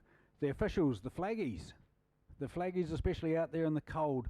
Wendy up in the starter box, absolutely freezing. She spends all day in there. Please make sure you thank the officials during the course of the day. Please make sure you thank the flag marshals at the end of the day. They do a fantastic job. So up next is the training class.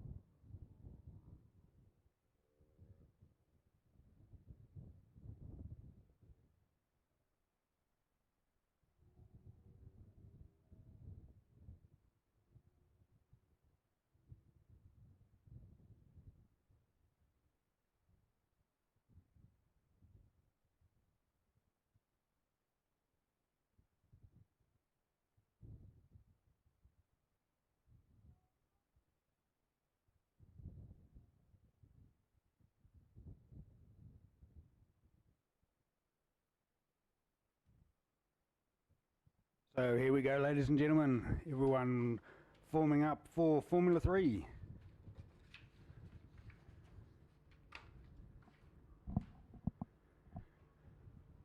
Oh no, Johnny Lewis missed the start. Not like him at all. Never mind, Johnny, we've had several people have to start from there today.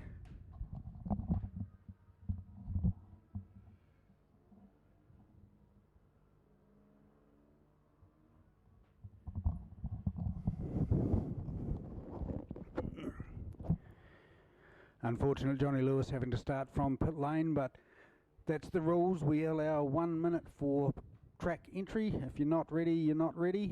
That's on you, not on us.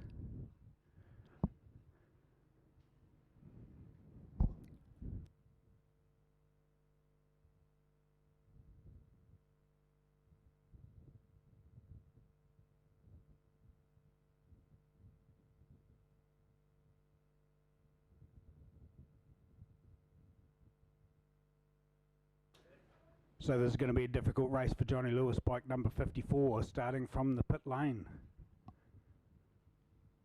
Along with bike number 47, Lucas Scott, also having to start from pit lane. Both missed the start. So Riley Foster, pole position. Dennis Charlotte in second.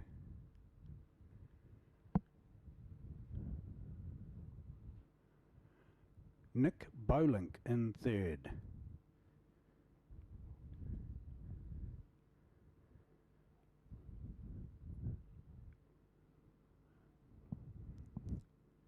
So just getting ready for a start now.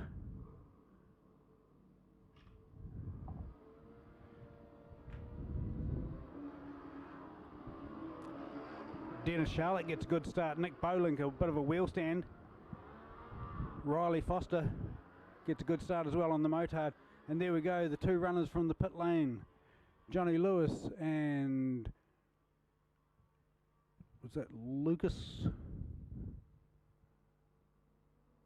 Scott maybe? Yes it is. Johnny Lewis and Lucas Scott from the pit lane. But out in front we have Dennis Charlotte. And Dennis is making a break, absolute break for it. Nick Bolink in second place, looks like he's about to get swamped, and he does.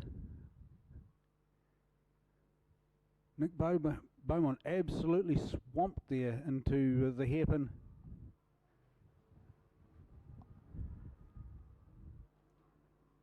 And I'm going to say maybe that's Kane Squire in second place. It'll be a great run for Kane if he's up into second.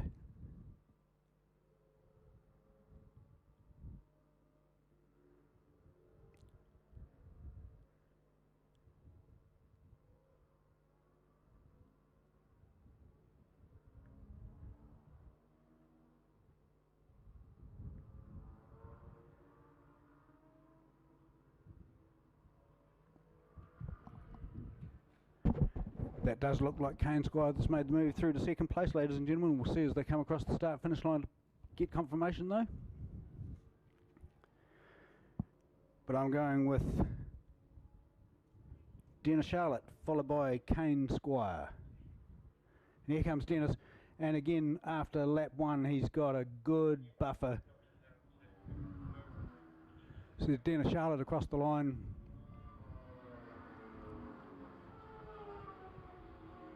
And a 1:44.8, Kane Squire a 1:44.8, Hunter Charlotte a 1:44.8.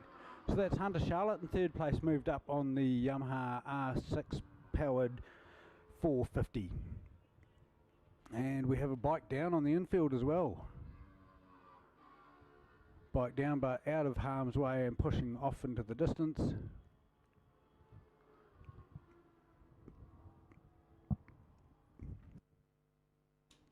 But look at the gap. Dennis Charlotte's been able to pull out of turn one, absolutely blasting away from the field.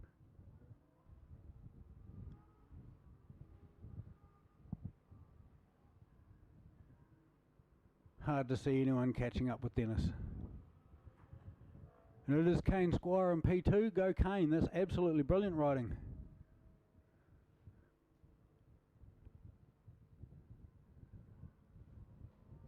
Fantastic to see Kane from Nelson pushing up into the podium positions. And holding off Hunter Charlotte for that matter. Hunter Charlotte definitely no slouch around this circuit no matter what bike he's on. And I'm going to say that Hunter Charlotte's probably on Dennis Charlotte's Pro Twin winning Yamaha R7 from the 2026 season. So that will be a fully sorted bike suspension wise. Might be getting a little tired in the engine, but it still goes like stink. And there we go, Dennis Charlotte crossing the line again with a sizable lead over Kane Squire and Hunter Charlotte. Kane Squire going through in a 1:43.8 along with Hunter in a 1:43.8. Dennis though a 1:41.872. Be interesting to see if Dennis can get down into 39s, and there's Johnny Lewis going past now, making up place after having to start from the dummy grid for failing to be on the track in time. So where's Johnny Lewis got up to? Up to P7, chasing down Nick Bolink. But out the front, Dennis Charlotte giving us a masterclass on riding in this Formula 3 class. And believe it or not, he doesn't even own that bike. That bike is currently owned, I think, by Race Supplies, by Kevin Goddard. I didn't know Dennis is considering a change of brand after winning on the Yamaha last year, looking at his options. So considering the bike is completely set up for a completely different rider with different style, different weight, I would say that given some springing and a wee bit of valving work on that suspension, and I would suggest that technical racing would be the place to take it to for that work, I think that that bike would be easily into the 39s. But here we go, Dennis Charlotte making his way back onto the straight now and coming down towards the start-finish line for another lap ticked off. And second place coming through, Kane Squire. Third place right behind him is Hunter Charlotte though. Dennis with a 1:41.5, Kane with a 1:43.2, and Hunter with a 1:43.4. So not much in it. And look how much gap Johnny Lewis has closed down, considering that he started from the dummy grid. So everyone else had half the length of the straight on him before he could get away. So an amazing job from Johnny Lewis to pick up the pace and come through like that. But at the end of the day, it is Dennis Charlotte making a run for it with the Motor Mechanics backing. Kane Squire from Nelson. Kane does all his own work, no sponsor. Absolutely fantastic to see Kane out there having a successful weekend. Maybe have a chat to Kane about his suspension setup and who set it up for him. Maybe they could give you some advice, because that bike looks like it's handling really well. Hunter Charlotte following closely behind, just waiting for the slightest mistake from Kane Squire and he will be through.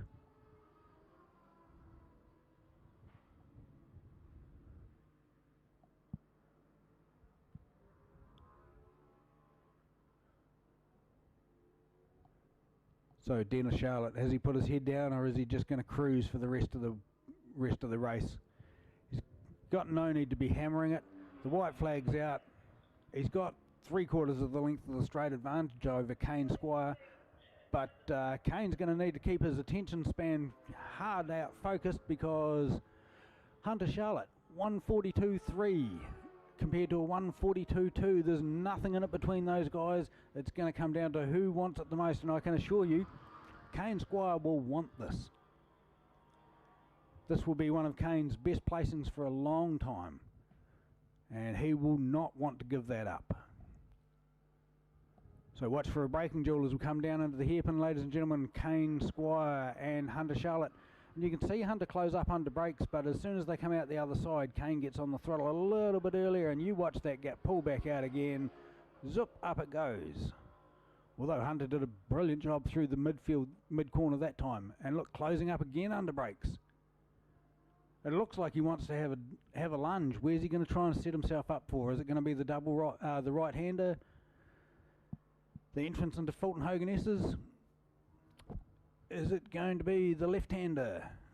The exit of the Fulton Hoganesses? Is he going to wait and show some patience? Is he just going to biff it in? Oh, and look at that, he's made the pass, Hunter Charlotte has made the pass as they come through Nana's. Now, it's going to come down to which bike has the horsepower. Can Kane Squire get in the slipstream? Does he have the power to make a slipstream pass on Hunter Charlotte on that New Zealand national title winning R7? There we go, there's Dennis Charlotte crossing the line to take the win. But all eyes on second place, Kane Squire versus Hunter Charlotte, and he's in the draft, Has he got the power to make the move? Is he broken out of the slipstream too early? Here we go, ladies and gentlemen, and it is Kane Squire by a bike length. Absolutely brilliant riding by Kane Squire. He played that absolutely brilliantly. Didn't want to risk having the slipstream pulled on him by Hunter Charlotte. Let Hunter through as on the exit of Nana's, and then just followed him around, got a perfect draft as they came onto the straight, and it made a nice clean pass. Dennis Charlotte put in his best lap of the day on the last lap, a 1:40.394. Still didn't quite break into the 1:39s, but I know it's there for you, Dennis.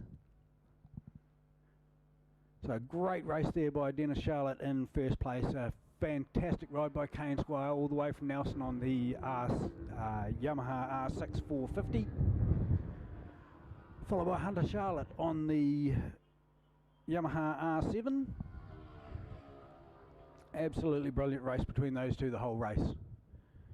Just Hunter sitting there in a watching brief trying to close the gap, work out where he could make the pass. Harriet Grace, a fantastic ride for fourth.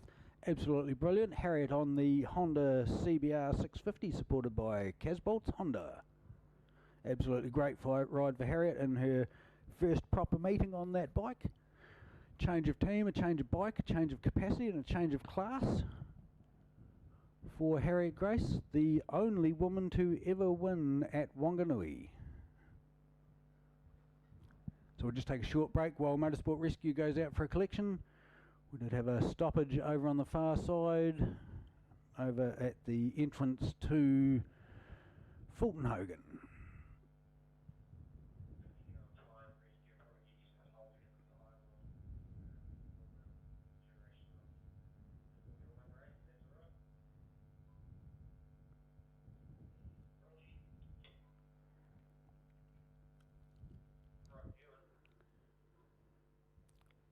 So up next, ladies and gentlemen, we have the Formula One.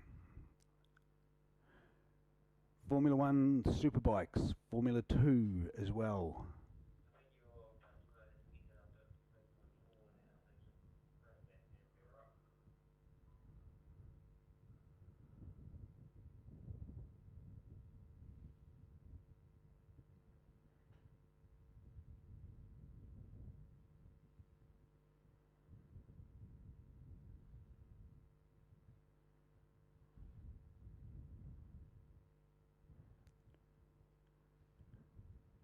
So I think this time Motorsport Rescue is just going to pick the bike up and park up at the pylons so that we can get the racing underway.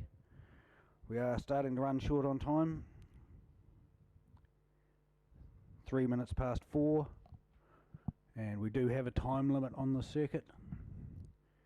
We do have residential neighbours. We have to be responsible, make sure that we're operating within our parameters, both time and noise. So we thank you for all the riders for paying attention and keeping their bikes under the noise limit. That's been amazing today. Haven't had any issues around that whatsoever. All right, ladies and gentlemen, there we go. 2-minute call for F1 and F2. We are ready. We are ready.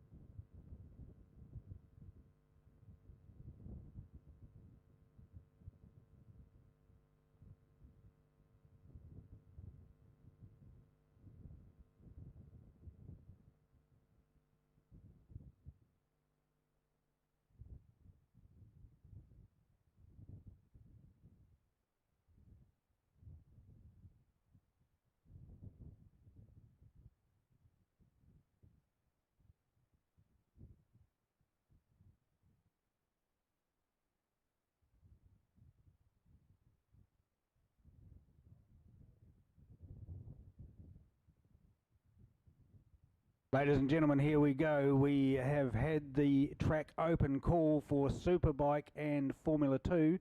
We are on the timer for 1 minute. It looks like we're going to have a whole heap of people starting from the dummy grid. Formula 1, Formula 2, track is open. Formula 1, Formula 2, track is open. Timer is counting.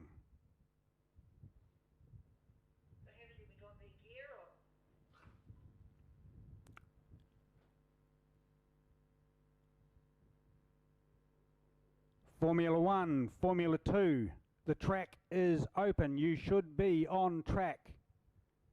Formula 1, Formula 2, on track now, please.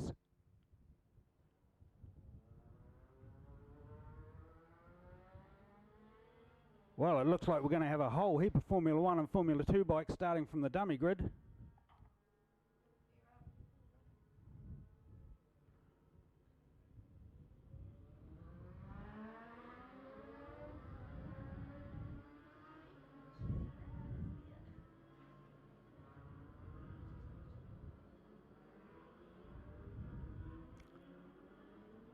Well, I got to say, we've got a lot of lucky Formula 1 and Formula 2 riders there.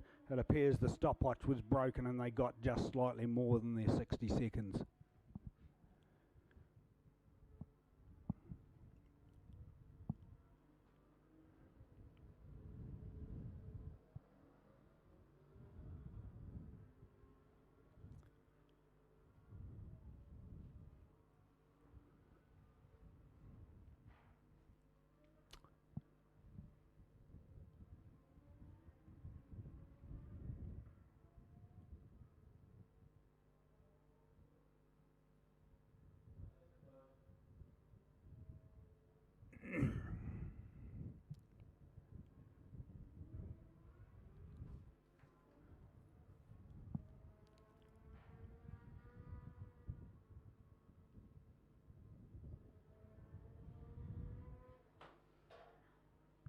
And here we have Warren Hudson, missed the call. Sorry Warren, but starting from the pole line there in the grid. No exceptions for today, sorry.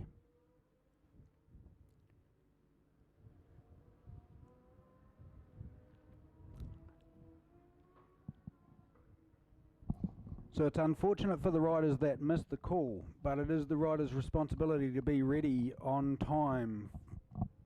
We do have time constraints here. It is important that everyone gets up to the dummy grid in a timely fashion. I know that in the past there's been resistance to meeting that standard because we want to leave our tyre warmers on for the longest possible time. However, starting from the dummy grid makes it extremely difficult. I would suggest that you're better off having slightly cold tyres than starting from the dummy grid. And here we go, bike number 42 as well. Bike number 42, Johnny Lewis, also starting from the dummy grid. Unbelievable. Johnny Lewis, one of the top performers in this class. It's his second start from the dummy grid for today. Now, I will say that Johnny does have two of his boys here and he is encouraging them in the training class. But here we go, lined up for the start. On pole position, Jesse Stroud, followed by DJ Gizzard, and away they go. Jesse Stroud, a great start from the inside. And there goes John Lowther and Warren Hudson leaving the pits. But it's Jesse Stroud from DJ Gizzard and Dale Finch with Andrew Stroud in 4th place, Aaron Scott in 5th, Patrick Jones in 6th. I was talking to Stroudy just before this race, asking him if he was having fun, and he shook his head.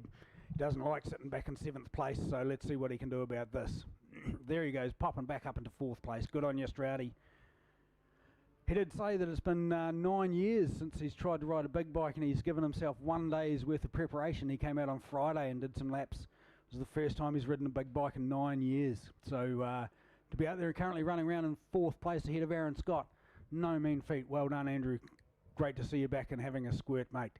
But at the front, number 27, Jesse Stroud.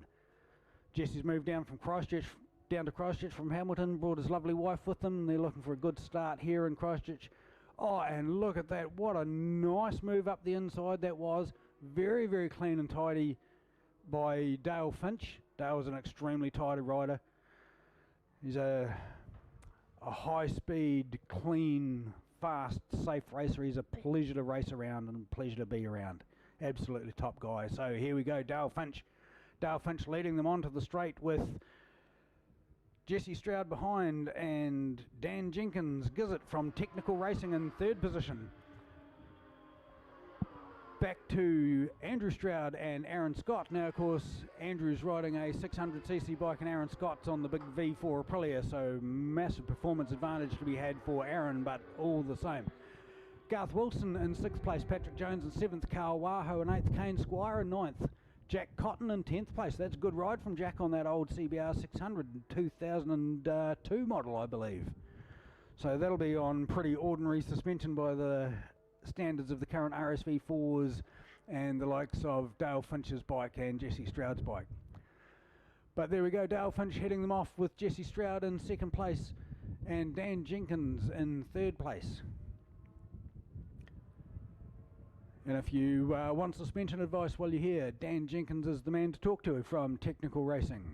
Make sure you catch up with Dan for a good chat about suspension. Dale Finch leading still. Not much in it though, 0.2, 0.3 of a second. And I can assure you that Jesse Stroud won't give that up easy. He will definitely be looking for it. So as we look at the field today, as we're looking at them on the track, we have Dale Finch in 1st, Jesse Stroud in 2nd, and in 3rd place in the 600 class is Andrew Stroud, although he's running 5th on the track.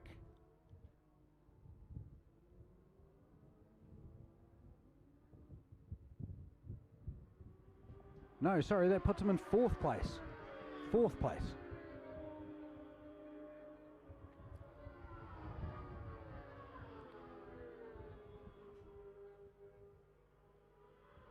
So in the 600 class, it's Dale Finch ahead of Jesse Stroud, ahead of Dan Jenkins, followed by Andrew Stroud in 4th place.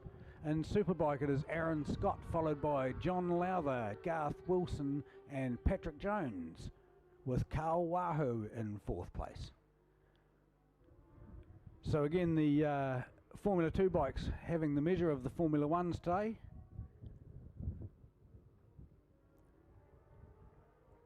Formula 2 bikes much more forgiving, much easier to ride than the classic superbikes.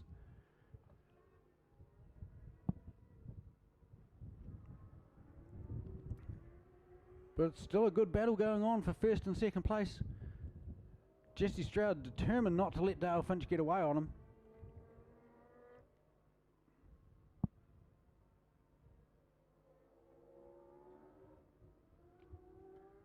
And still only a couple of bike lengths in it as well. 3rd place Dan Jenkins holding a good steady 3rd place there.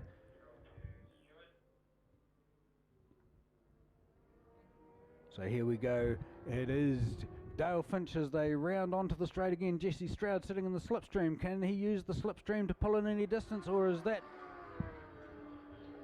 It has. He's pulled in the distance. He's looking for a pass up the inside.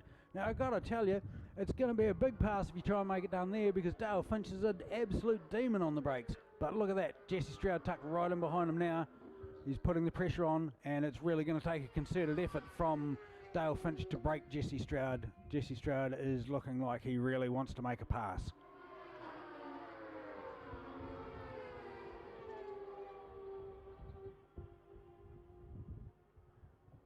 Look at the gap that Triumph pulls on the Yamaha as they come out of the corners, but Jesse Stroud, a demon on the front end, absolutely massive trust in that front tyre, just biffing it in hard on the brakes, braking and turning, and he's right on the back of Dale Finch now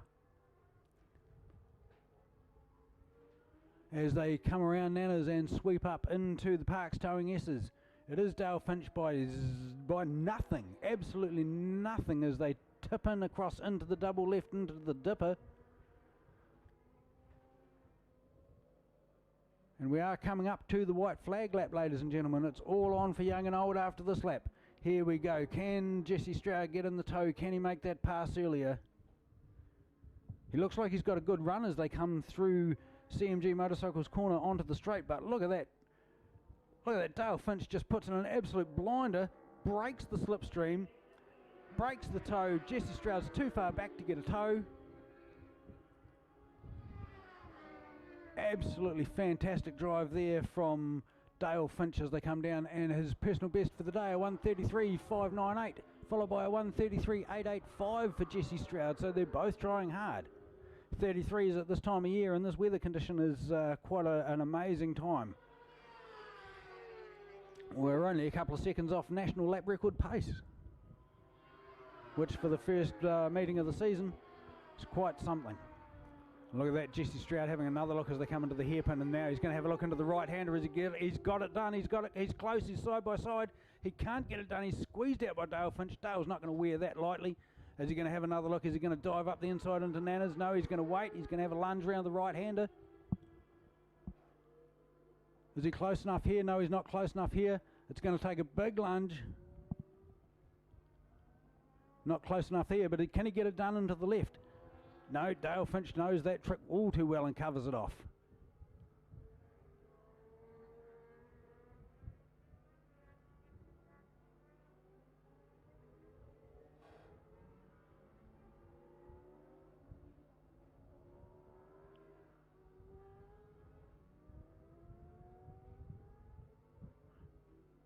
And I think this is going to be Dale Finch is going to take this, ladies and gentlemen. Here they come. Is anything left in the tank for Jesse Stroud? He just can't get it done. He tried everything. Faster lap than Dale Finch on the last lap, but Dale just managing to do enough to hold him off. Dan Jenkins gives it from Technical Racing in third place. So that's first, second and third in your Formula 2. Aaron Scott first in Formula 1, followed home by John Lowther. Andrew Slight comes home for fourth place. Andrew Stroud comes home for fourth place in Formula 2. Garth Wilson in third place Formula 1. Warren Hudson coming through for fourth in Formula 1. Next will be Kane Squire for fifth place in Formula 2. Michael Lee, Patrick Jones, Carl Waho and Jack Cotton coming through. Jack putting in his best lap of the day, 1:42.257. That'll be a good lap time for a 2002 CBR 600.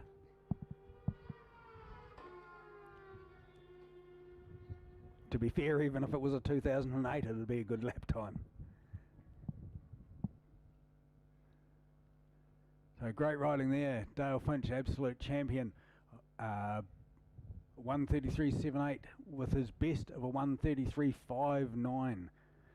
So metronomic times from Dale Finch. Jesse Stroud, similar, 1:33.704 was his best time, and he put that in on the last lap.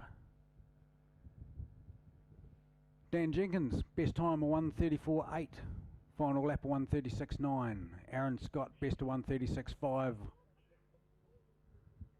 1:36.53 for John, 1:35 for John Lowther. That's a good time for John.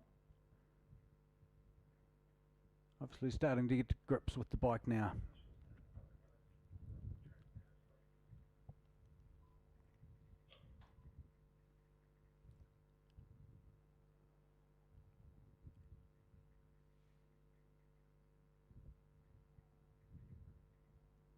So up next we will have 300 Supersport.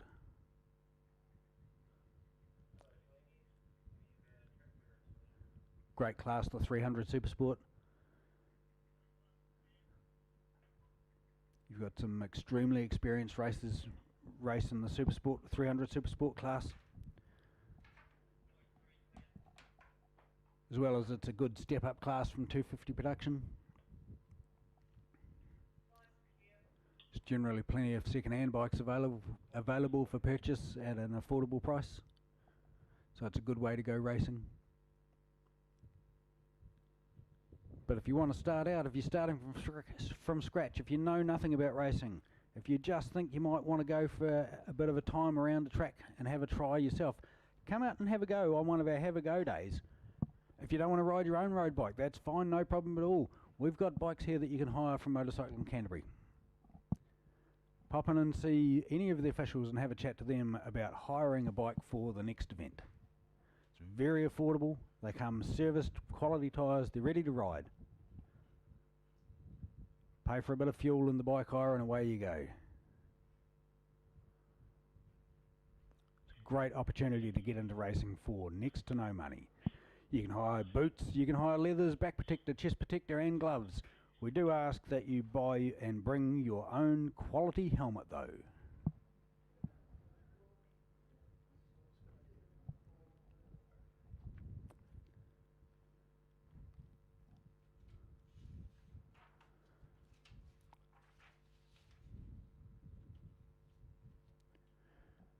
So 300 SUPERSPORT, first bike up on the grid, number 49, Jack Clapham. Good on you, Jack, for being out first.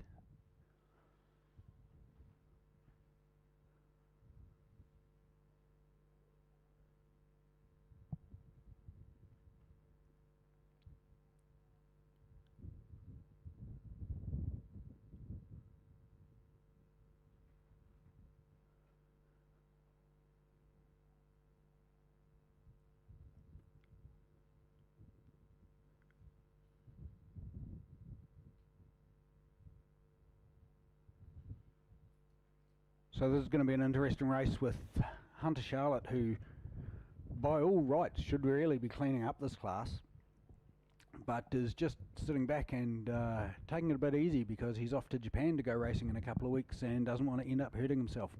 Totally understand that, total respect for the young man putting his priorities in the right place.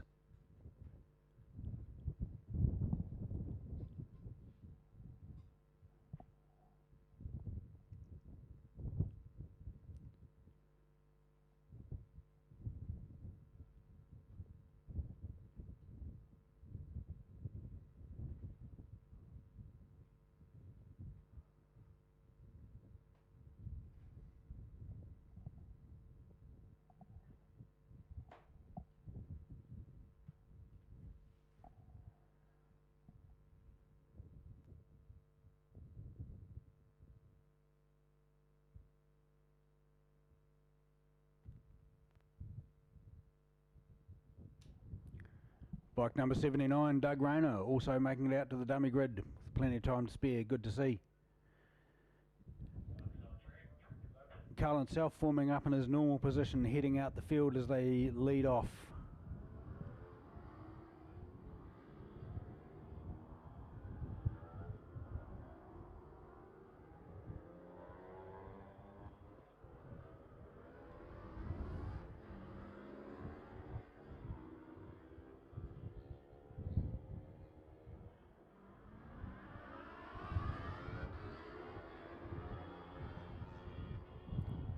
So as they come around to form up on the grid, look for Jack Clapham to take pole position with Sam Maybe beside him on position 2, Ari Cowie on position 3 and Seb Mitchell on position 4. Second row of the grid will be Hannah Ollie on P5, Carlin Self from Omaru Honda on the P6, Ryder Chamberlain P7. That's if Ryder gets a start, because he did knock his head quite heavily in his crash earlier in the day. Bit of damage to the helmet, so I saw them showing a little bit of concern for his safety, which is always our priority here at racing. We're always concerned for our riders' safety. And here we have another rider failing to make the grid in the allocated time. So another rider starting from P4.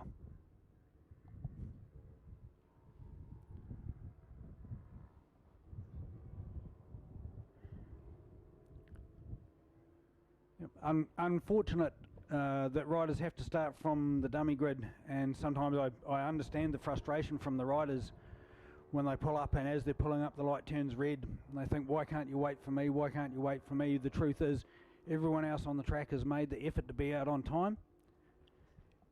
Everyone else has had their tyre warmers off for longer. Everyone else has had a tyre cool down period and has had to circulate to form up on the dummy grid. Trying to take an advantage by leaving your tyre warmers on for the longest period possible can lead to you rolling up to the dummy grid not with enough time to make it through. Remembering, of course, that speeding in the pit lane is an offence. So, please, to avoid being stopped and having to do a dummy grid start, like our poor man number 4, Nigel Lennox. Sorry for you there, Nigel, but please be out on the grid on time.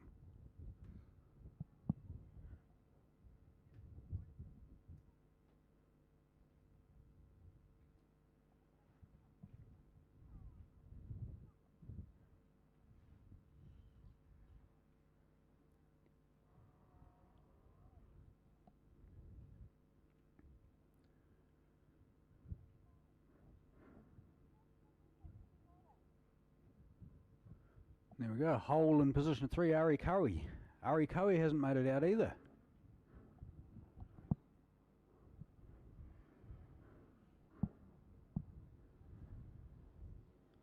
So Jack Clapham in pole position, Sam Maybe, here we go.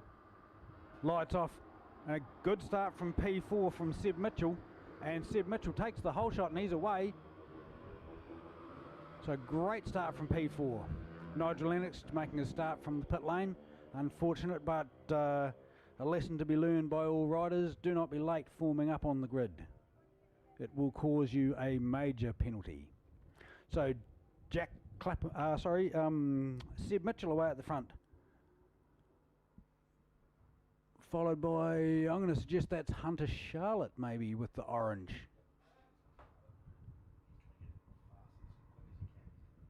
Oh, yep, straight up the inside goes Hunter Charlotte into the hairpin. So Hunter will try and make a break and pull a bit of a gap, give him a bit of breathing room. And look at that already, he's pulling out a bike length. So Hunter Charlotte into P1, Seb Mitchell forced back to P2. Good clean pass though from Hunter Charlotte as they tipped into the hairpin there. Nice and tidy work.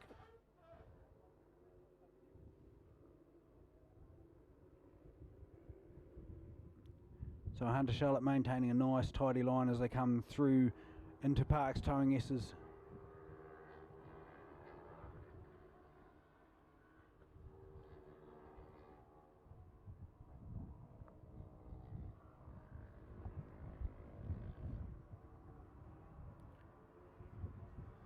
So that's Lucas Scott's moved up into 3rd position.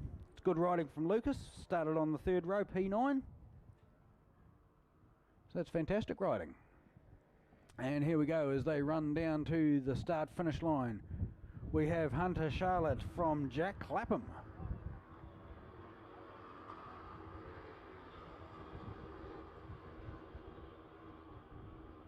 Hunter Charlotte, Jack Clapham, Lucas Scott, Maya Wilcox, Seb Mitchell, Rain Webster Steele, Sam Maybe, Charlie Newham, Carlin Self, Hannah Ollie, Oliver Wright.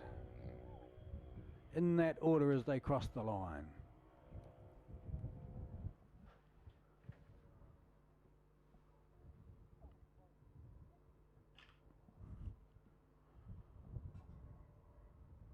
So Hunter Charlotte went through in a 1:48.568 with Jack Clapham going through in a 1:50. 1:50 point, goodness knows what.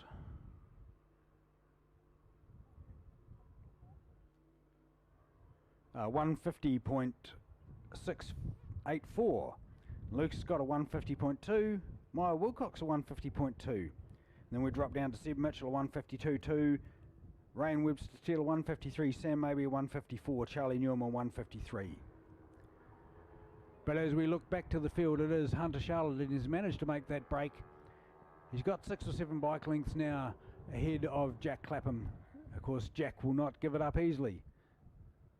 And Lucas Scott there into 3rd place. That's a great ride by Lucas to come through from P9. So Lucas Scott putting in a real good lap time, a 1:50.2 versus Jack Clapham on a 1:50.6. And that 0.4 of a second lap after lap is what's brought him back into the fray. So there we go, Hunter Charlotte across the line, followed by Jack Clapham and Lucas Scott.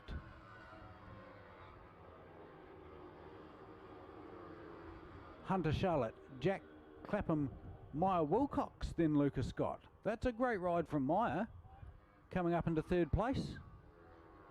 Fantastic ride. I wonder if Meyer is part of the Rod Price stable this year. Rod, of course, a long-time supporter of motorcycle racing here in New Zealand with his Helicraft Racing, going back as far as, well, a long time. So thank you, Rod, for your continued support of our races here in the South Island. But Hunter Charlotte definitely leading the way. Best time 1:45.7. Absolutely stomping out there on these little bikes.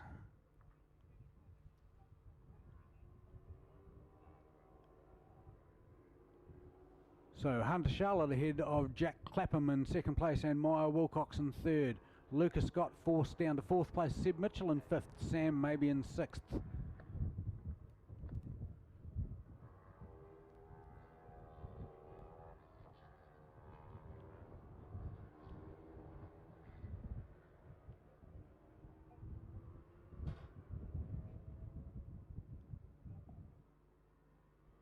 And there's some good battling for the minor places as well,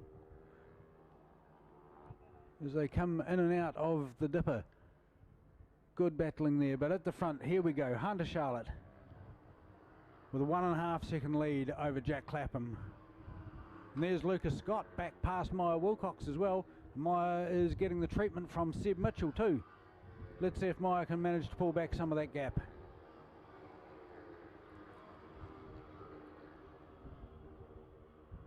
Good close racing for that third position. That's anyone's for the taking out of that group of three right there, right now.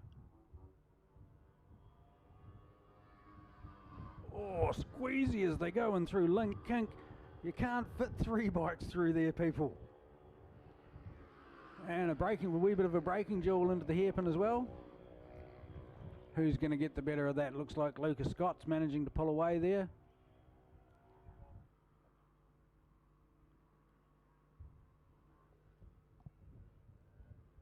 Good battle in the hairpin as well, back for, looks like 8th, 9th and 10th. Of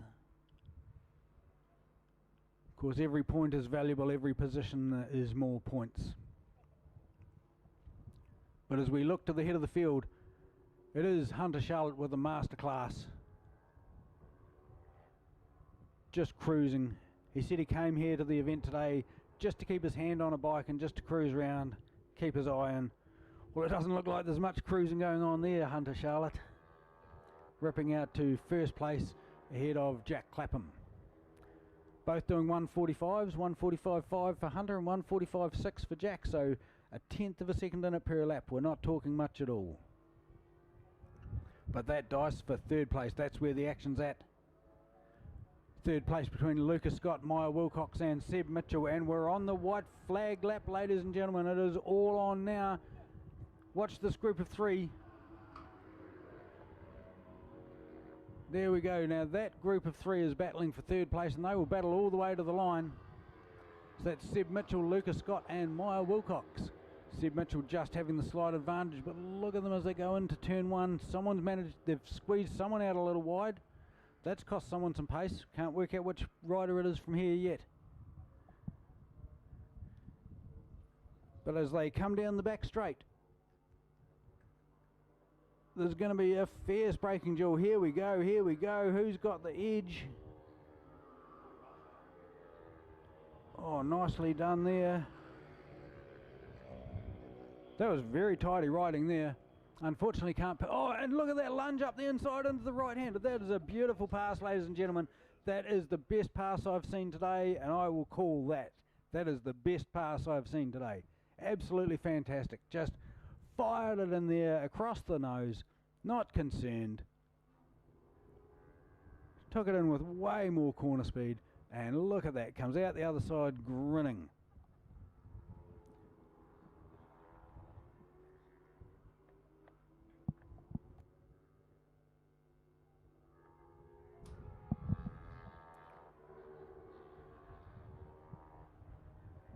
So here we go as they come around to pick up the checkered flag. It is going to be Hunter Charlotte ahead of Jack Clapham, but third place, I couldn't pick who the leader was as they came round, so we'll see as they come onto the straight. Number 47, Lucas Scott. So Hunter Charlotte, Jack Clapham, Lucas Scott, Maya Wilcox and Seb Mitchell. Here goes Sam Maybe, Hannah Ollie. Great ride from Hannah to pick up that place. Absolutely brilliant riding today, ladies and gentlemen. And pass of the day, absolutely.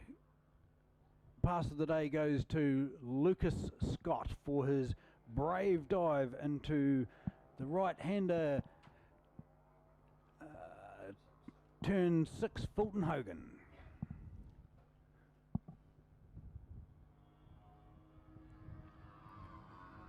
There's bike number 79, Doug Rayner, coming across the line. He'll be followed by Michael Wright.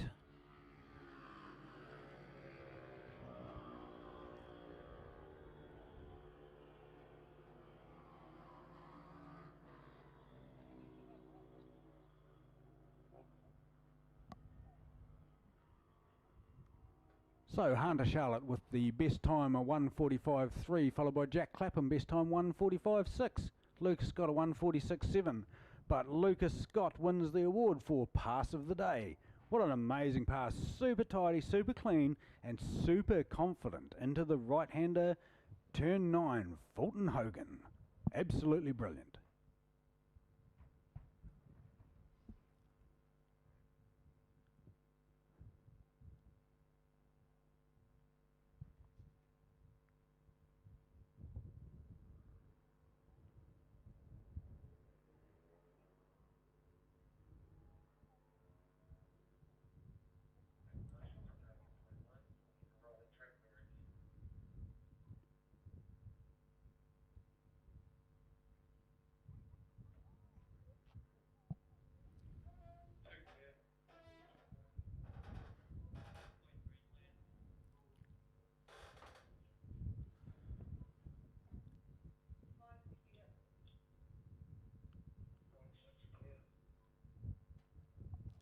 So up next we have 250 Production and 150 Supersport for a 5-lap race.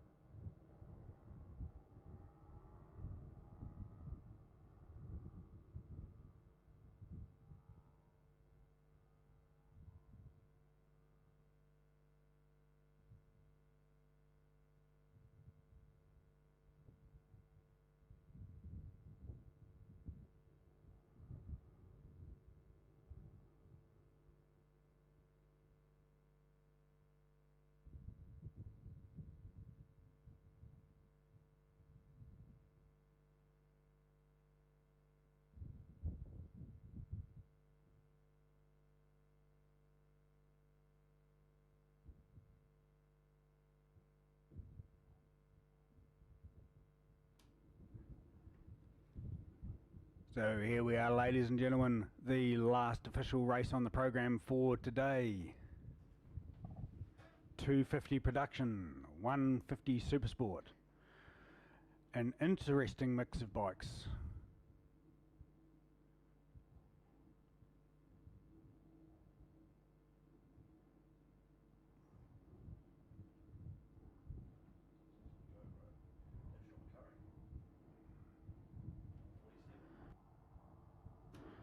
Lights are on, ready for a start, and we're away.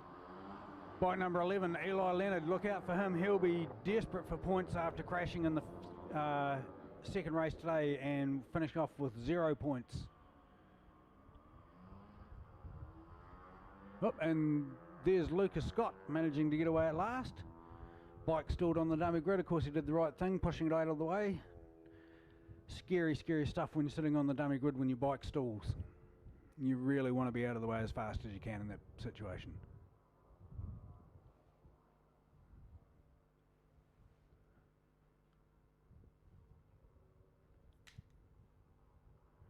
We've got a bit of a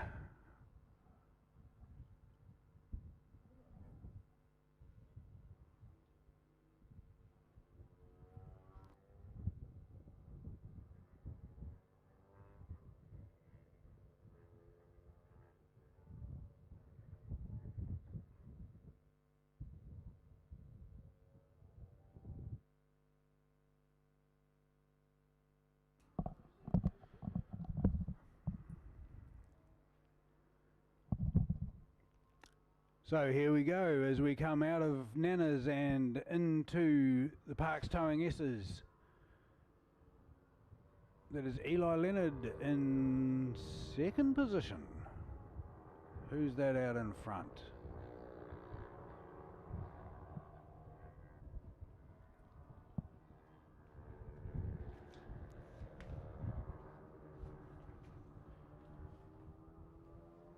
Would it be Alex McElwain, I wonder?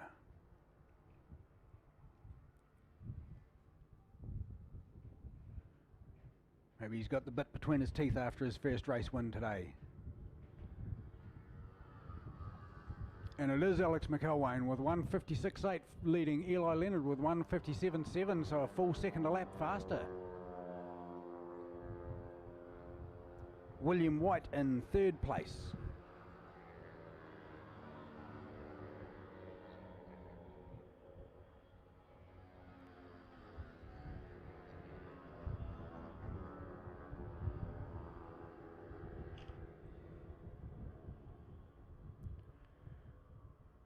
Alex McElwain leading them out, Eli Leonard in second, William White in third, Sean McCurry in fourth, good riding there from Sean, Jason Lewin in fifth place, Samuel Fraser sixth, Hedrick Ludick,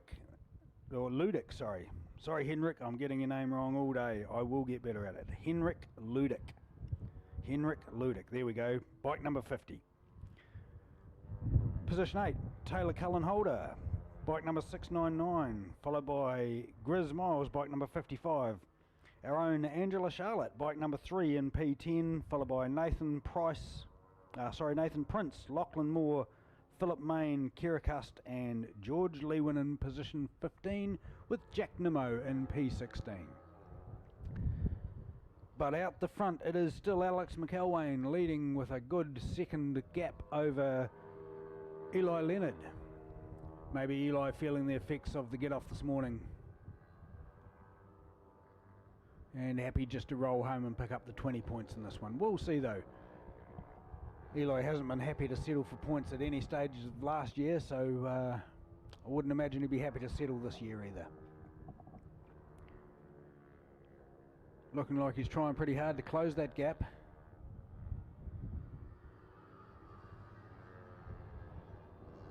But still, it's Alex McElwain with a bit of a lead over Eli Leonard, although Eli Leonard putting in his best lap of the race, a 1:52.529. So slightly faster than Alex McElwain's best lap time. And it shows because he's closed up right on him again now. So let's see, we're going to have a break and duel going into the hairpin this time.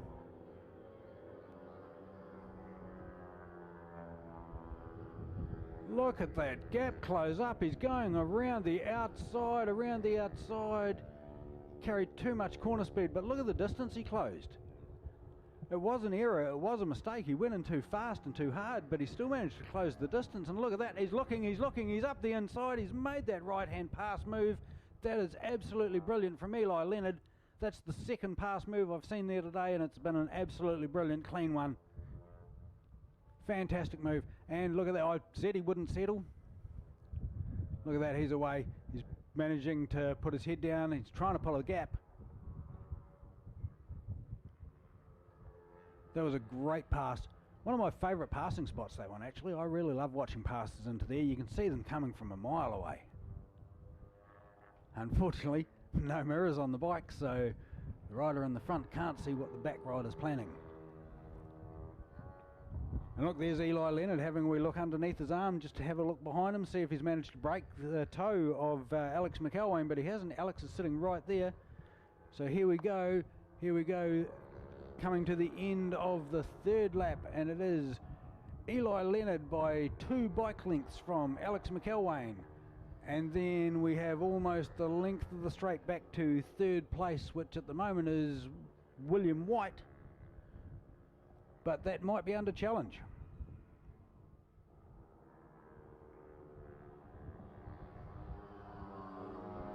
Nope, there's William White going through. So first, second and third, Eli Leonard, Alex McElwain and William White on 250 production. Then we have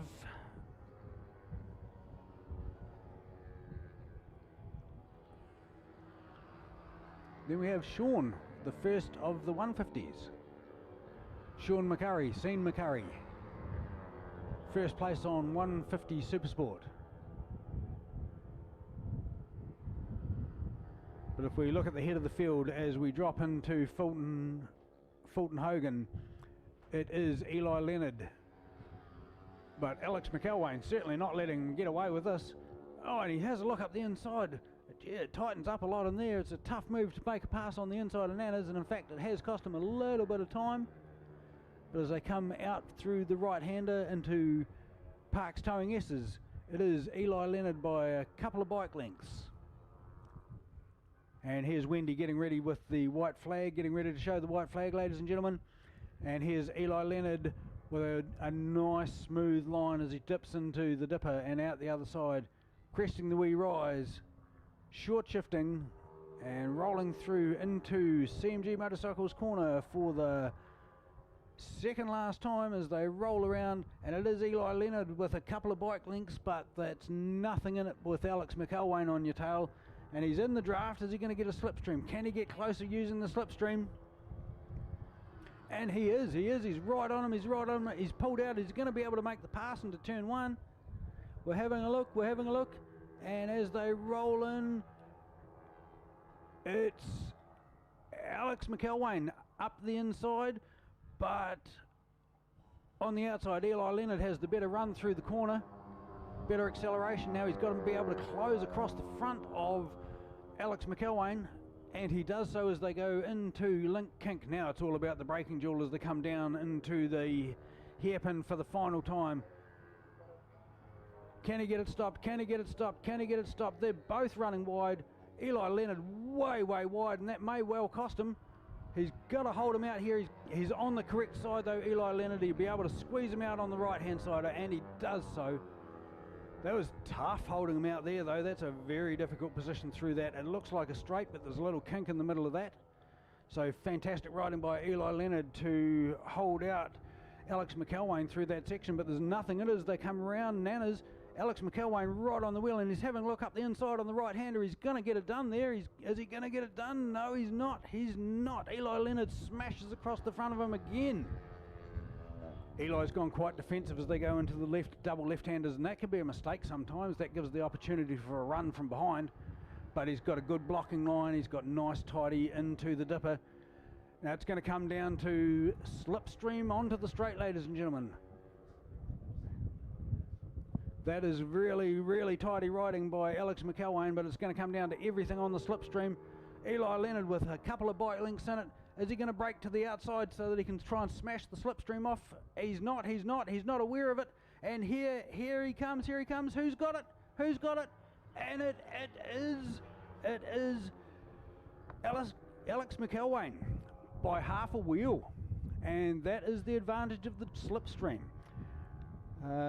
So I think I might go down and have a word to Eli Leonard about how to deal with slipstreams, because by far the right move there would have been to move to the inside of the circuit and bust that slipstream, and it would have been the idea to do it early.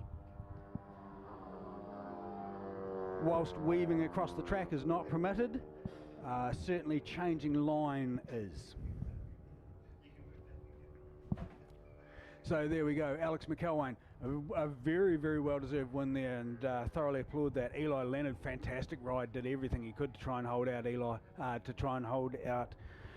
Alex, but in the end, Alex McElwain had the run on him down the straight, got the draft and got the job done. So that's 25 points to Alex McElwain, 20 points to Eli Leonard, and I'm going to say 17 points to William White. Great racing for the day. That concludes our official race program. We'll have a go class and a training class after this, but that concludes my commentary. I'd like to again thank the EMS ProMed team. Thank you to the Crash